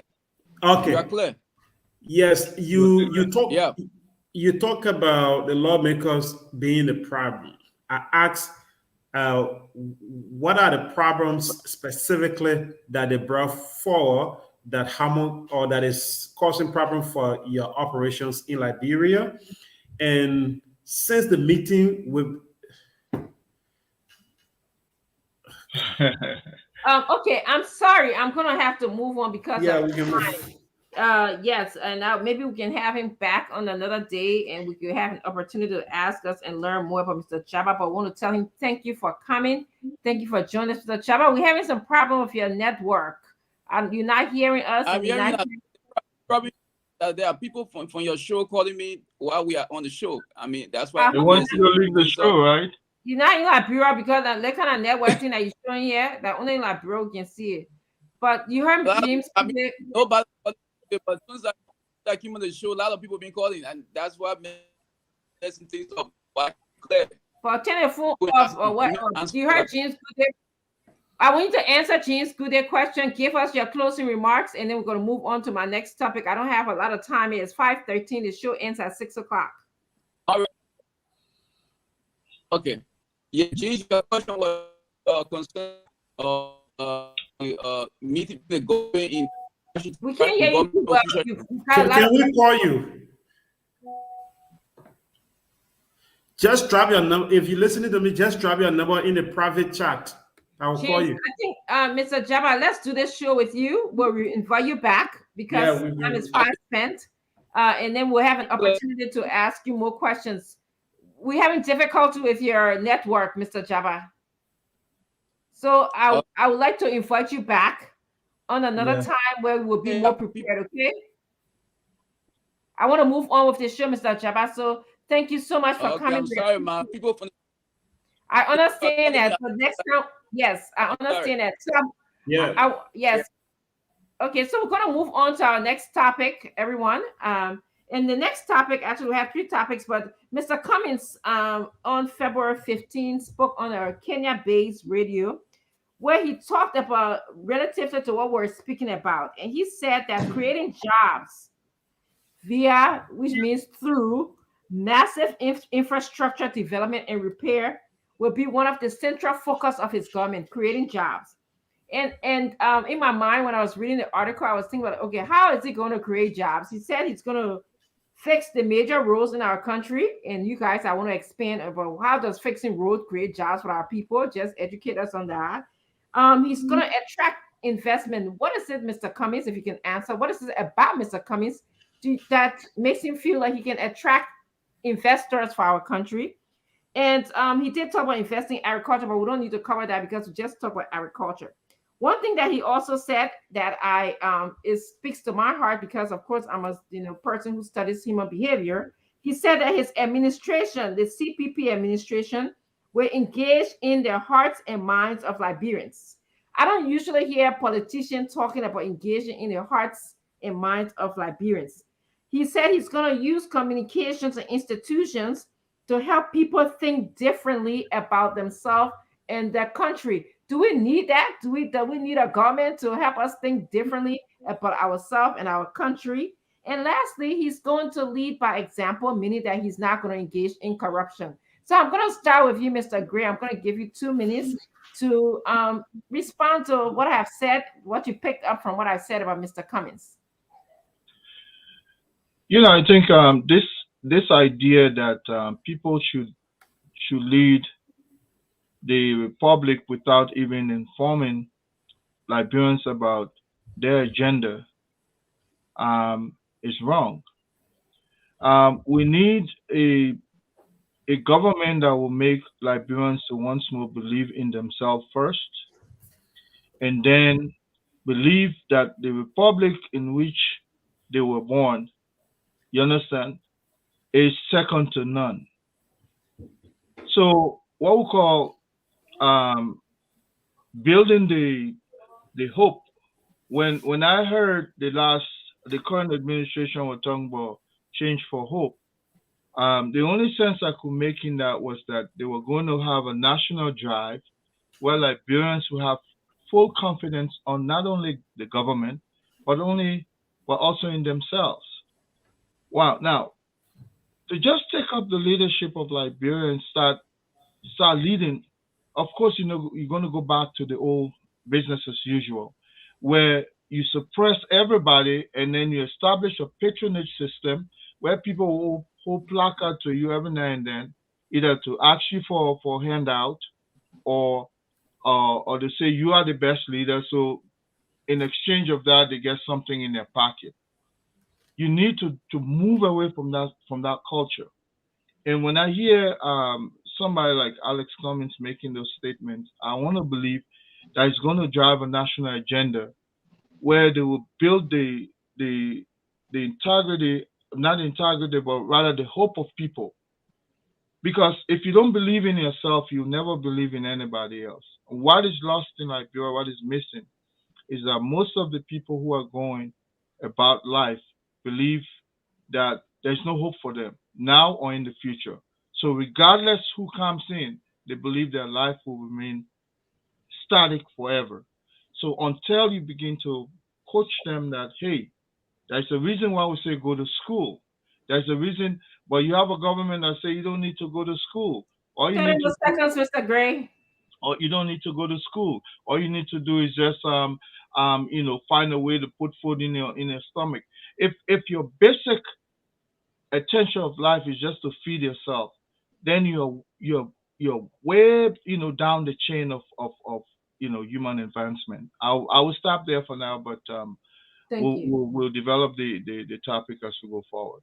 Thank you, Mr. Fagon. I'm going to go to you. Mr. Cummings just spoke in Kenya. I don't know if you heard me in the background. He spoke about creating jobs through building the infrastructure of our country and through attracting investors. And also he talked about improving the hearts and minds of Liberians, which I think is a part that I don't hear many leaders talking about.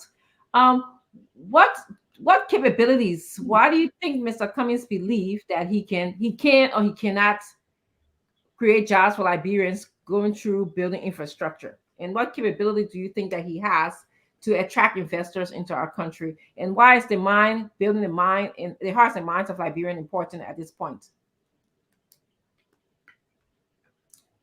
Thank you very much. He says, building the hearts and minds of Liberians simply means it's something he believes needs to be developed. The hearts and the minds of our people. Maybe he thinks it's going away, but I don't think it's going away. I don't think he needs to build the hearts and the minds of Liberian people, because I think they're resilient people. He needs to create the opportunities for them. If you look at Liberian people, they're hardworking, they're resilient people. They can stand tension, they can stand hunger. They've gone through wars, they've seen everything. But you need to create the kind of opportunities for them to have. Something I believe this government have not been able to do, to create those opportunities. Now he talks about creating jobs. One, we want to fault him at first, like, all these people in Coca-Cola and around the world, all these investors. But the only way you can fault him is if you were not around. We've seen investors come and they say, look, I got 5 million. And then all of a sudden they disappear. Why aren't we getting investors? The answer is simple. It's because you follow the cases that have come as a result of people asking investors for handout before they get into their actual investment. You see the insecurity, which is not a good climate for investment. You see the lack of genuine incentives, which is not also good for investment. You find the returns being plundered by people. One would argue, but Mr. Cummins, you could have brought investments, but how does he bring in investors when they come in looking in the country in a year, auditors are dying, kids are being raped, armed robbery is on the increase? How? The homicide rate is so high. Protests going on. 1 more minute, Mr. Fagan. How do you bring investors to a country where corruption is actually so high? So again, I think Cummins has the ability to attract investors. Cummins can create the opportunities, but Cummins have been struggling with communicating with the Liberian people, because it's almost like, this is what we know. You two coming to come fool us. You coming to talk sweet thing, and at the end of the day, nothing. Do you blame the people? No, you don't. So again, I think Cummins has the ability. He's capable. He can attract investors. He understands the international terrain. He has friends out there. But I think his problem now will be communicating that to the people instead of the people in Kenya. It's Liberia you need to tell that, look, we have to create the opportunities, and here is how I'm going to do it.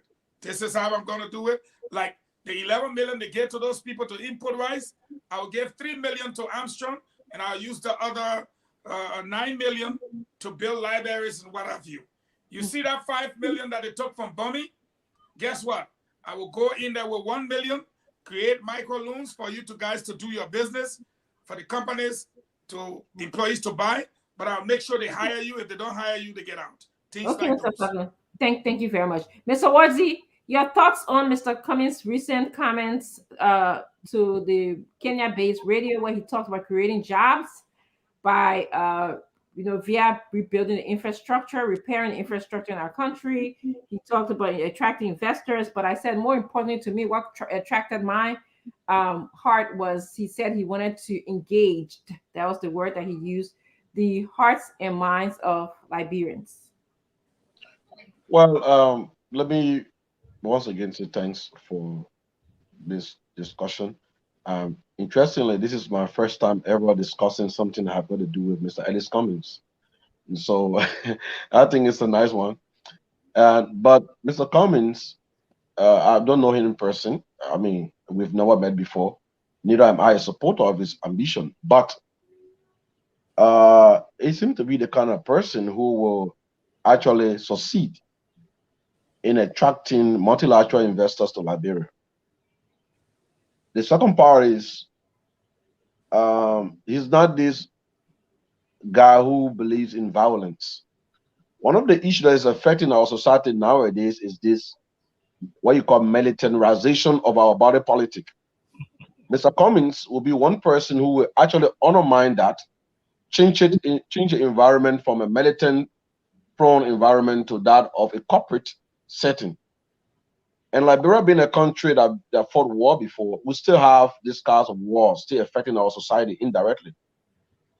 To have one figure passing around, organizing militants from one corner to the other, beating people overnight and causing all kind of trouble. Amanda Cummings will promote intellectualism among young people, and he will raise the bar. So there is a certain segment of our society that is totally against the intellectualization of our society. Because when you try to intellectualize the society, then you kick them out because they have nothing to contribute. All they know is to organize people, to beat people overnight, destroy people's lives, and cause trouble. So I think Cummings fit in there.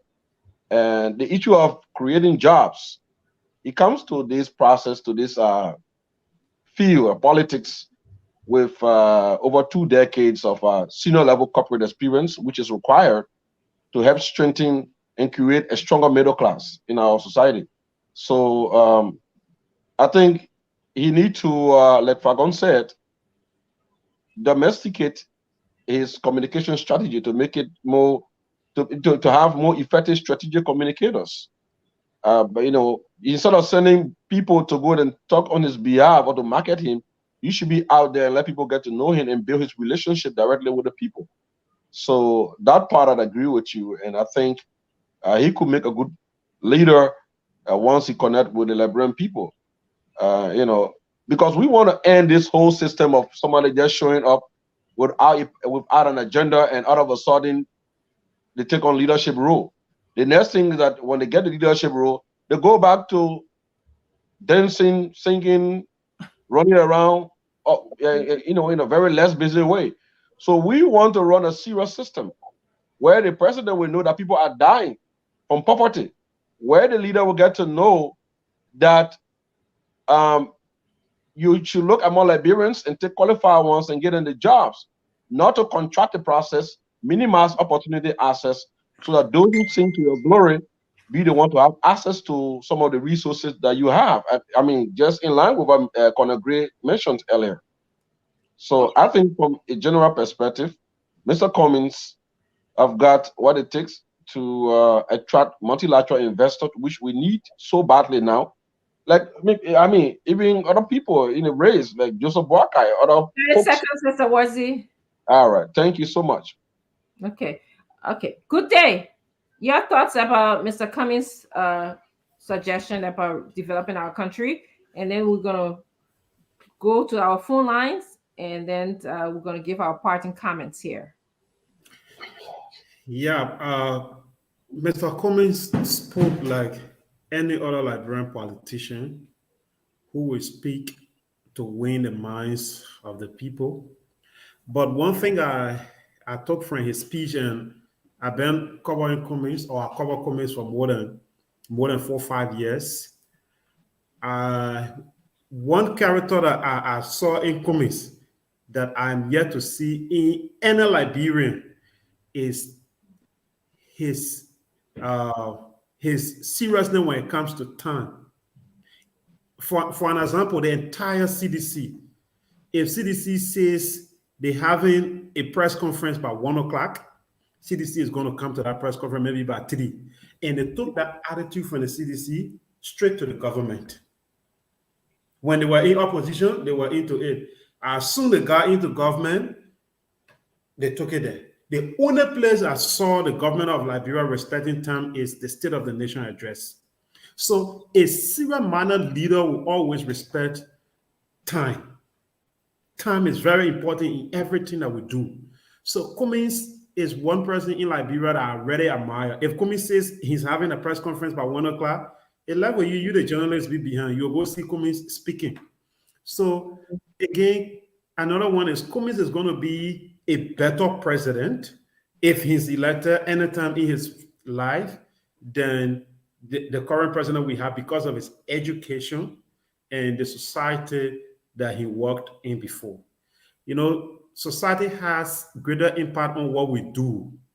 If you were not fortunate to, grow up in a society that impacted you positively, it may lead you to gangster attitudes. If you grew up in gangster society, you're going to end up in a gangster life. I don't care whether they make you president or king, you're still going to have that. You're going to have guys doing things out of the way. And we see that happening in our country where people will get beaten and so forth. So Cummings is going to be a better president if he's elected because of his background, where he grew up from, the school he went to, the society he worked with, the people he associated himself with when he was not in Liberia. That is also going to be another one. But one problem he's going to be faced with, or his government. All right. One problem that his government is going to be faced with is this issue that he's talking about, being with the people, job creation. He will be faced with rebranding the minds of Liberians. To rebrand the minds of Liberians, his administration will have to take more than a year to do that. And how can he do it? By being inclusive. And that inclusiveness is going to cause him time, and he may not even succeed at the end of the day. But I believe that he will be a better president, even only if he's elected anytime. It may not be 2023 or 2029, but I see Cummings becoming a very successful president in Liberia because of his background and the society he's from. Okay, one last thought on this comment, and then we're going to go to Mr. Fagon. And before we go to the phone line, he did say that he wants to engage the minds and hearts of Liberians, and he will be able to interact with them in that speech. So good point, James. Good day. Any other final thoughts, Mr. Gray? Before we go to Mr. Fagon and then go to the phone lines.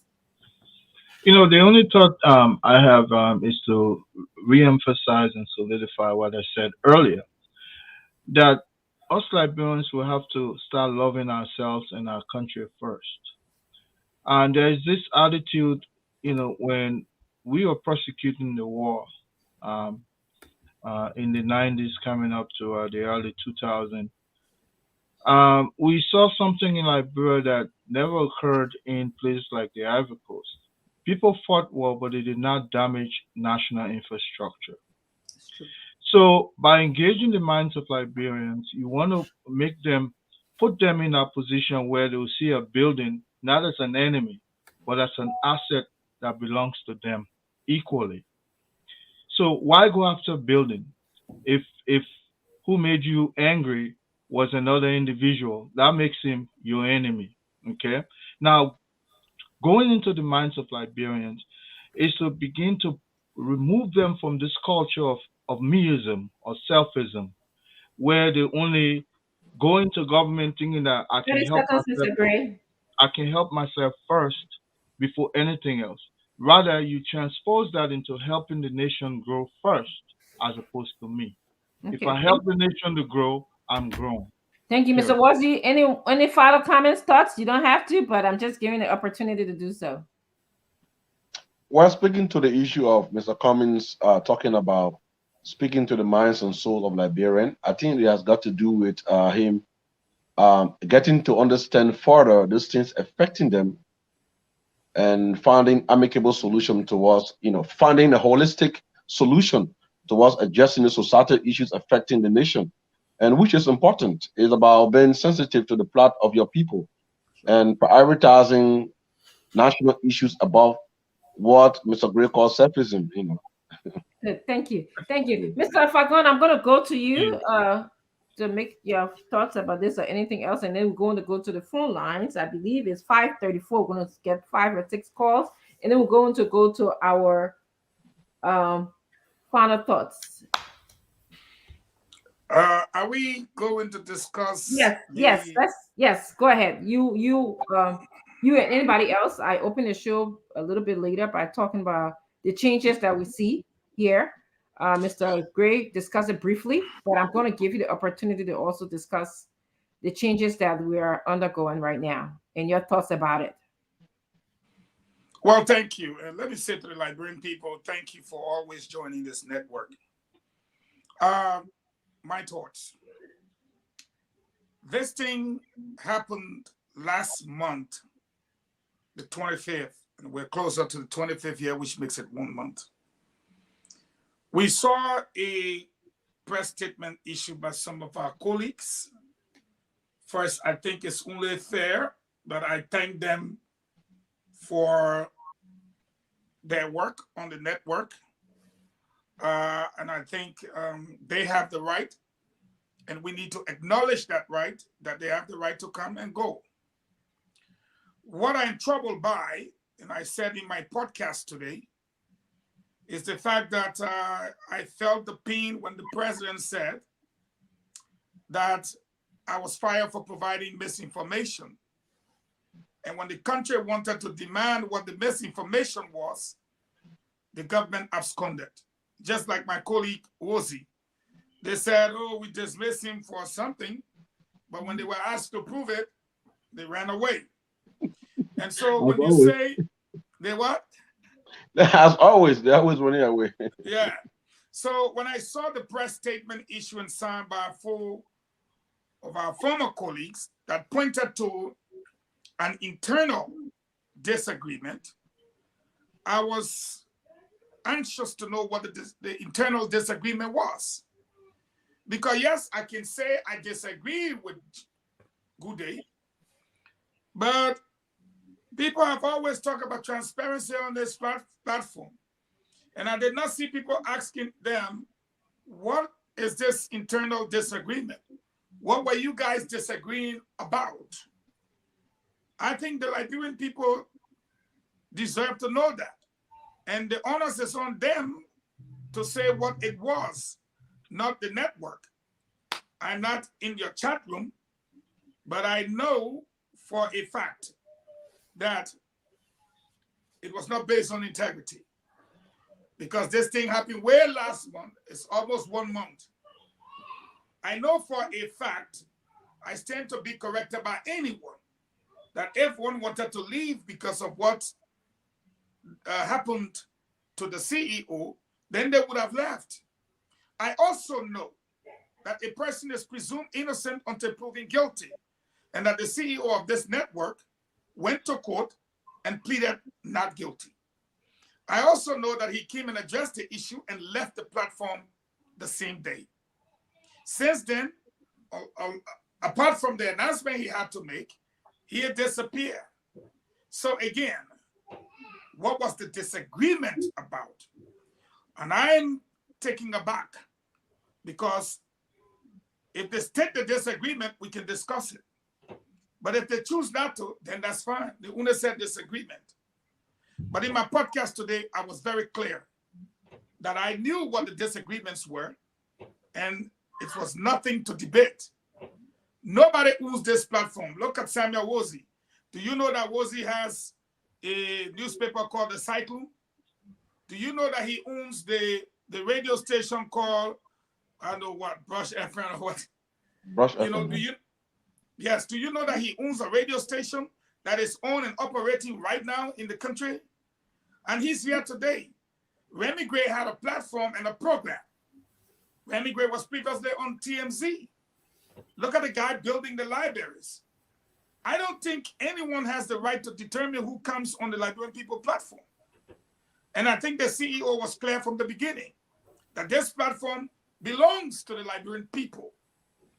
And if the US government wanted to shut this platform down, it is my opinion that they would have shut it down.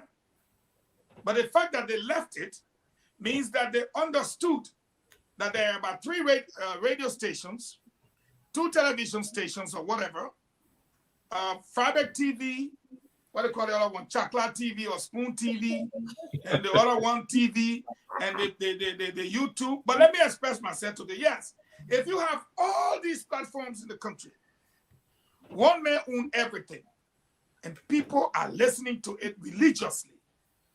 And one group of people come up and say, no one else should come there. But then on one day, we see one man say he would die for the president. The other one said the vice president called him. He was on his way to Angola or Guinea-Bissau, but then he didn't make it, but he went to Togo. So he hung out with the vice president the whole time, came back and said, oh, the president called me. Then he goes there, hang out with the president the whole time, comes back, and is a supporter of the president. That makes two. The other man said he's a former sedition on one occasion. Another occasion, I sit here, he said, I'm an inactive sedition. Then the third occasion, he said, I'm an independent. Then the fourth occasion, he said, I'm a CDC supporter. So again, that makes three. As for Reverend Peabody, we can't say the same for him because he was quiet most of the time. But at the end of the day, there was no way you would have had four persons with one view against you, the moderator. So my coming on the platform was out of kindness of the CEO to balance the debate. Here we are today. You are moderating. Remy Gray is here. A sedition Samuel Woolsey is here. I'm not retired from CDC yet. As for James Goode, from where he represents the journalists, the PUL, he's here. So again, what was the disagreement about? The CEO left the show. Now, I think it's fair to tell the Liberian people that, look, the disagreement was about, we told the man to turn over his platform to us. And I represent what I speak of. I am the person speaking. I'm not speaking for the network. I'm speaking my mind as a factual basis that, oh, we told him to take a picture off. Why should he take his picture off? We told him to leave the platform. He asked the question, will you guys pay the bills and do everything? That was Kev asked the question. And they said no. These are things they need to tell the Liberian people the truth. They also need to tell the Liberian people that for 1 week, you go there, you spy me. For 1 week, they wanted me off the platform. What was the crime? And they voted to remove me. And that the CEO said no. So my point here is, this platform is not for President Weah. When we came to this platform, not me, because I was not flying to Minnesota with them. I didn't go to Florida with them. I didn't go to Atlanta, Georgia with them. I didn't go to North Carolina with them. I didn't go to Monrovia. They flew first class. You and your husband were in economy. I was not there. I didn't stay in the hotel with them. I didn't eat some of their monies. But the truth is, they were all in the sunshine and glamour, pageantry and gallantry. They enjoyed it. And to come on this platform and say, remove Fagon is the equivalent of having a monopoly over this electoral process, dominated by Mr. President, who had collected them for the most part. And today, what they saw on the platform, the Liberian people overwhelmingly rejected it. That, listen, this platform was created for us. When this man made this platform, he said it was for the Liberian people. And I close by saying, when this platform started, you and Good Day will be my witness. It was you, Ben. This was an ANC platform for us when it started. Me, I can't lie. Was he? Allah, when they started our ANC people? That's true. They wanted to finish you and myself, right? Of course. But we survived. Then they brought He used to be fighting us. Of course, even now, I stay fighting. And I have problem for to fight. I don't stop. So Kev now came to, Kev made it a problem. So then, when Kev was there fighting, and they noticed that the platform was dominated by CDC sympathizer and ANC sympathizer, they needed a guy with an independent mind, even though I was a sedition. And so they brought me in. Me and Dr. Francine joined inside. Me and Ben joined inside. Me and Tomali joined inside. And so it was like when the fight comes, we take it. But to come to the Liberian people now and say it was an eternal disagreement, tell the Liberian people what the disagreement was so that they know who wrong and who right. But I close by saying, I've never seen a CEO take a decision like I have seen Stanton Witherspoon do. What he did, the Liberian people needs to applaud him for it. When he realized that his platform was one-sided, he stepped in and he said, today, Ben, you and Careful come. Tomorrow, Tomali and Dr. Peabody will come. I cannot have all four of you at the same time. I cannot remove Eugene Fagon because he is the opposing voice to you guys. So we need a balanced platform. And with that said, he started to bring in Leo. He started to bring in Conor Remy Gray and different voices. Today you can see how we have to tell him to do the English. So, and he's a seditious. And so today, I want to publicly say to the Liberian people, a man is not guilty of a crime until he is found guilty. We did not make a mistake to serve the Liberian people. He founded this platform for the Liberian people. It is the Liberian people platform, and that's why we are here. We will remain here. We ain't going nowhere. And they can go, but I'll say to them, whenever they want to debate the issues, we are here, and we're not going anywhere. The platform is open. Thank you, CEO. Thank you to your wife. Thank you to your family for giving the Liberian people an opportunity and a platform for which they can sit on, debate the issues, argue, and make sense of the discourse. Thank you for the opportunity you gave the Liberian people to have a platform. We are not going anywhere, and this platform is here to stay. Thank you. Yes, thank you, Mr. Fagon, for that heartwarming and authentic feedback. I wanted to just say something, and then I'll allow the rest of our panelists to speak as well. We are actually taking a detour now on my agenda.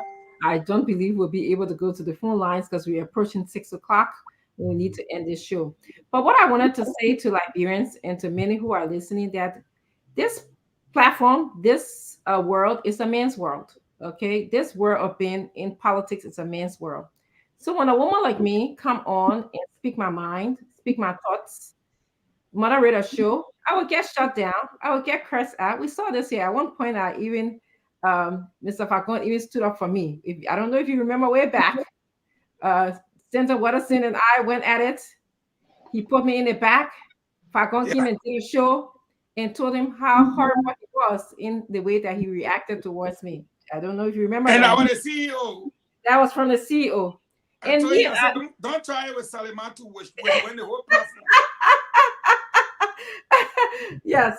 And so, this, and we went in the back, we fixed it, we talked, we yelled, we screamed at each other. But there's an institution that needs to go on. What we had going on here, whenever we agreed with each other, was a personal thing. And what we have as shortcomings for our country is we don't allow our institutions to grow. We fight among each other, and then things chakla, and then we stop right there, and that becomes the end of the story. But I'm telling you, as a woman, you're gonna hear lies about me. You're gonna hear blackmails about me. You're gonna hear intimidation about me. But I'm here to tell you guys that there's none of that.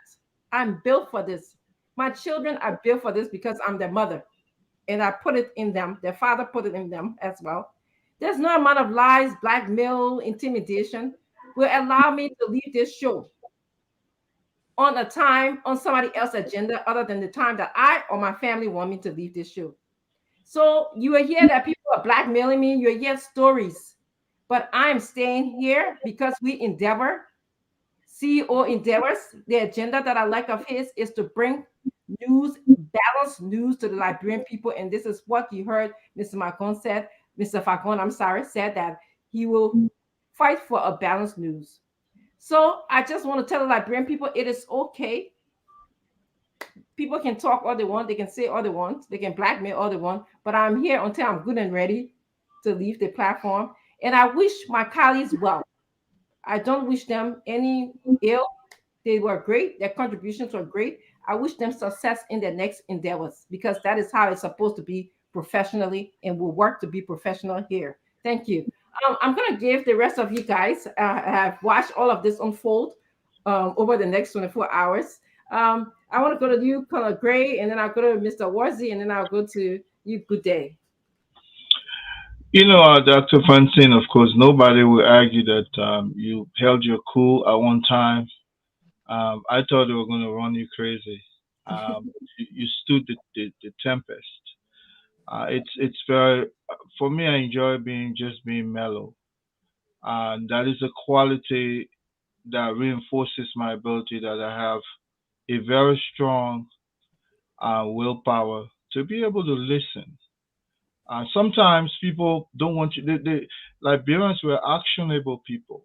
When you're this quiet and be able to just listen, and somebody raining down insults on you, and you're standing there, they think some place in your mind is not okay, because you should fight back. But I believe in the power of emotional intelligence. That would stop me from hitting somebody else. That would stop me from um, reacting to someone in a very violent way. And so I've heard some of the talk shows, people describing me how we're not this person, we did this, we did that. Those things are all what people will say in return of their anger to get back at you. But that's the culture we have politically. We have to be able to sustain our emotions. If you keep getting angry all the time, I mean, somebody is able to control you. And trust me, I put down a post, I come on a post, you curse my mom, you do this. In the military, when I started, when I went to boot camp, they made you insult your own mother first. Because if you can do that, that means you can stand somebody else doing it. I'm not saying it's a good life, but I'm just saying that they were putting something in me that I would later understand that took me into the classroom to teach middle schoolers. They're throwing stuff at me. At the same time, when I'm ready to say I'm done with this job, they're crying, say I shouldn't leave because I was such a person that they could relate to. Those are qualities I think that I enjoy being. And coming on this show, it's just to solidify, cement who I am. But yes, probably some folks were using it as a yardstick to up their own presence. I don't need that anymore. I'm at the point where I think I'm trying to solidify my children's future now, as opposed to me. I'm set. I'm okay. I've done what I have to do. But it's a pleasure always to be in the company of individuals who think, in a more somber way. And Dr. Francine, I'm happy to be here. I hope you'll not leave us too, because the same mentality the government of Liberia is instilling by going after auditors and others. If they had the opportunity, they would kind of murder everybody here. That's what they're telling us. In other words, if they have the ability to bribe people to leave the show, it means they will do more than that just to get the show to shut down. But it's not going to happen. Thank you. Thank you, Mr. Gray. Mr. Worsley, any thoughts? I know you just joined us today. I enjoy your intellectualism, but do you have any thoughts? Well, the fact is that this show has reached a level that it cannot be brought down, and that is impossible. And that's just a fact, and it's hard for those who are planning things against this platform to accept. And I'm quite sure that's a reality. When you studied what you call organizational theory in grad school, you do something you call the principles of organizational growth. And there is a stage that I love, and that is the stage of maturity. So Spoon Talk has reached a level of maturity. So you have the frame, you have the mechanism in place. So whosoever comes in here with some level of reasonability will just fit straight in and moves on. Now you see how I appear at this time, and I'm just moving along with the conversation. So this is a big platform, and I think the platform has got nothing to lose with people saying they want to go, because it is already a brand, and you have hundreds of thousands of people following. You may not know that people following from Asia, from Europe, from across America, from across Africa. So this is a brand already. And I think the only part is that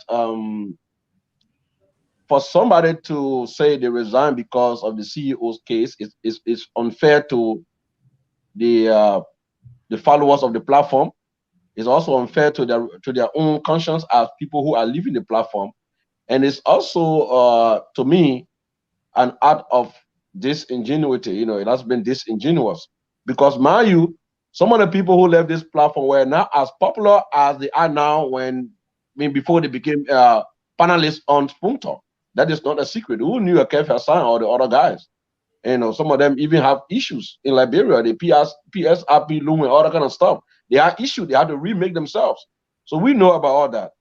So I'm not trying to get at them because I got no personal issue, but I'm just trying to say it's good for us to find a way to identify with the CEO instead of using his situation as a caliber to negotiate our economic gains at his expense, the expense of his integrity or the expense of his institution, his vision. That's unfair. I'm a vision bearer of my own yeah, organization, and I think I wouldn't allow anybody or would want anybody to do similar thing to me. So I'm here to make my contribution, and I want to encourage you, Dr. Francine, Connor Gray, Good Day Flomo, my former boss Eugene Lamin Fagon, a big brother of mine. You can call me anytime. I will definitely make my professional contribution to the show. And trust me, our version is gonna be better than even before. You can count on me for that. Thank you. I'm holding you up to that. Okay. I want to thank you, panelists. If you don't have any other words, you left Good Day talk. Oh, my brother, my son, Good Day. Please, Good Day, go ahead. A food in the kitchen. Falcon, please take it out. You need a piano show you to remind me. Yeah, Good Day, please. Yeah, nothing much to say, just to appreciate everyone. Those of you who are on today, those who were on yesterday, and those who are yet to come. In organization management, these things are expected. Yeah, if you did organization, they will tell you in organizations you expect these things. People will walk away, they will give reasons, and when it happen, you the manager, they will tell you, or the CEO, your prompt reaction, which will have to be rebranding. And I think the rebranding was very quick when it started, even before coming to the light. We saw the rebranding taking place, and I think it has gaining ground where we have Gray, we have former Minister Wozi, we have Fagon, and you stay on.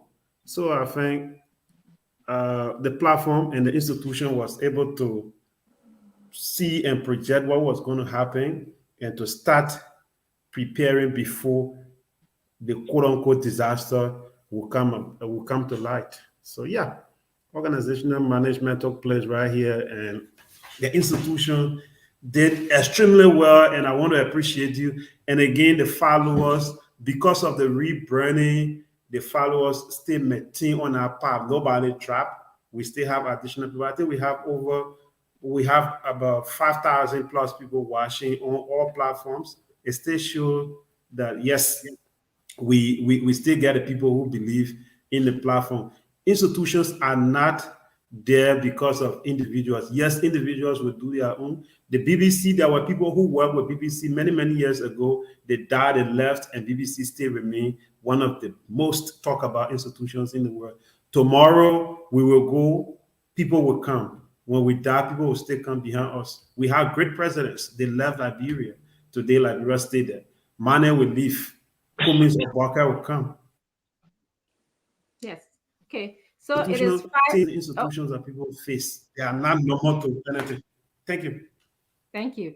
It is 5:58. We're making good time, and I'm really impressed. Yeah, we did good job. So I want to just thank all of you guys. Yes, I want to thank all of you guys for being here today. It was great having you, Mr. Fagon, to the show. You add spice, and you add a quality of information that we will not get in other settings. James Goodday, of course. Soon Salimatu go are gone. Salimatu, please come. Salimatu, come in. I will not be here, so you're talking. Mr. Gray, thank you as usual. I like when you said that I tend to be a very calm, cool guy. I think I see, someone who studies behavior, similar personality. I also don't like things to kind of show up on my face. I don't react easily to things. That's the beauty of studying psychology. And Mr. Wozi, I really appreciate your intellectualism. Sometimes I felt I was in the classroom in having you here. I was attracted to that. Honestly, I tell you that because it was a great the school of organization system has been taught here. Let me grab my pen and paper quickly. When you Wait, let somebody be fed. Retrogressing, we need robust situation. I mean, he was using all these terminology on us, and I was like, yes, I can relate. But I want to go back to my mom, Mary. So I want to thank all of you, Nelson. You're a gem in the studio there. Thank you. Tell the rest of the guys that we appreciate you. Thank you so much for all the hard work that you do. And I would like to tell our viewers and audience, thank you for staying with us. We appreciate all of your comments. And that tells us that we mean a lot to you, and we mean a lot to you. You mean a lot to us. So thank you very much. We'll see you guys Monday. Bye bye. All right, guys. Thank you. Awesome. Yes, sir. A special one from the CEO stand. Well, folks, we want to say thanks a lot to all of you out there for being a part of another great edition of the program Spoon Talk. Yes, we've been here. My name is Nelson Collet. The invitation is yours to join us on Monday. James, you want to say something? James. Thank you. I was forgetting today. One of my friends. So why are you laughing? Just to wish her happy birthday, Princess Sonkale. Okay. Yeah, she's Sonkale, in the US. Come again? No, I'm saying happy birthday to Sonkale as well. You know, I forgot. And she's one of my very best friends. I want to say happy birthday to you, Princess Sonkale. Yeah, okay. Go ahead. Yeah, so I want to say thanks to the folks out there. We'll be here on Monday with another great edition of Spoon Talk. Until that time, have for yourselves a good night. Bye-bye. You want to know what is happening more than to spoon. Politicians want to make their decision just to spoon.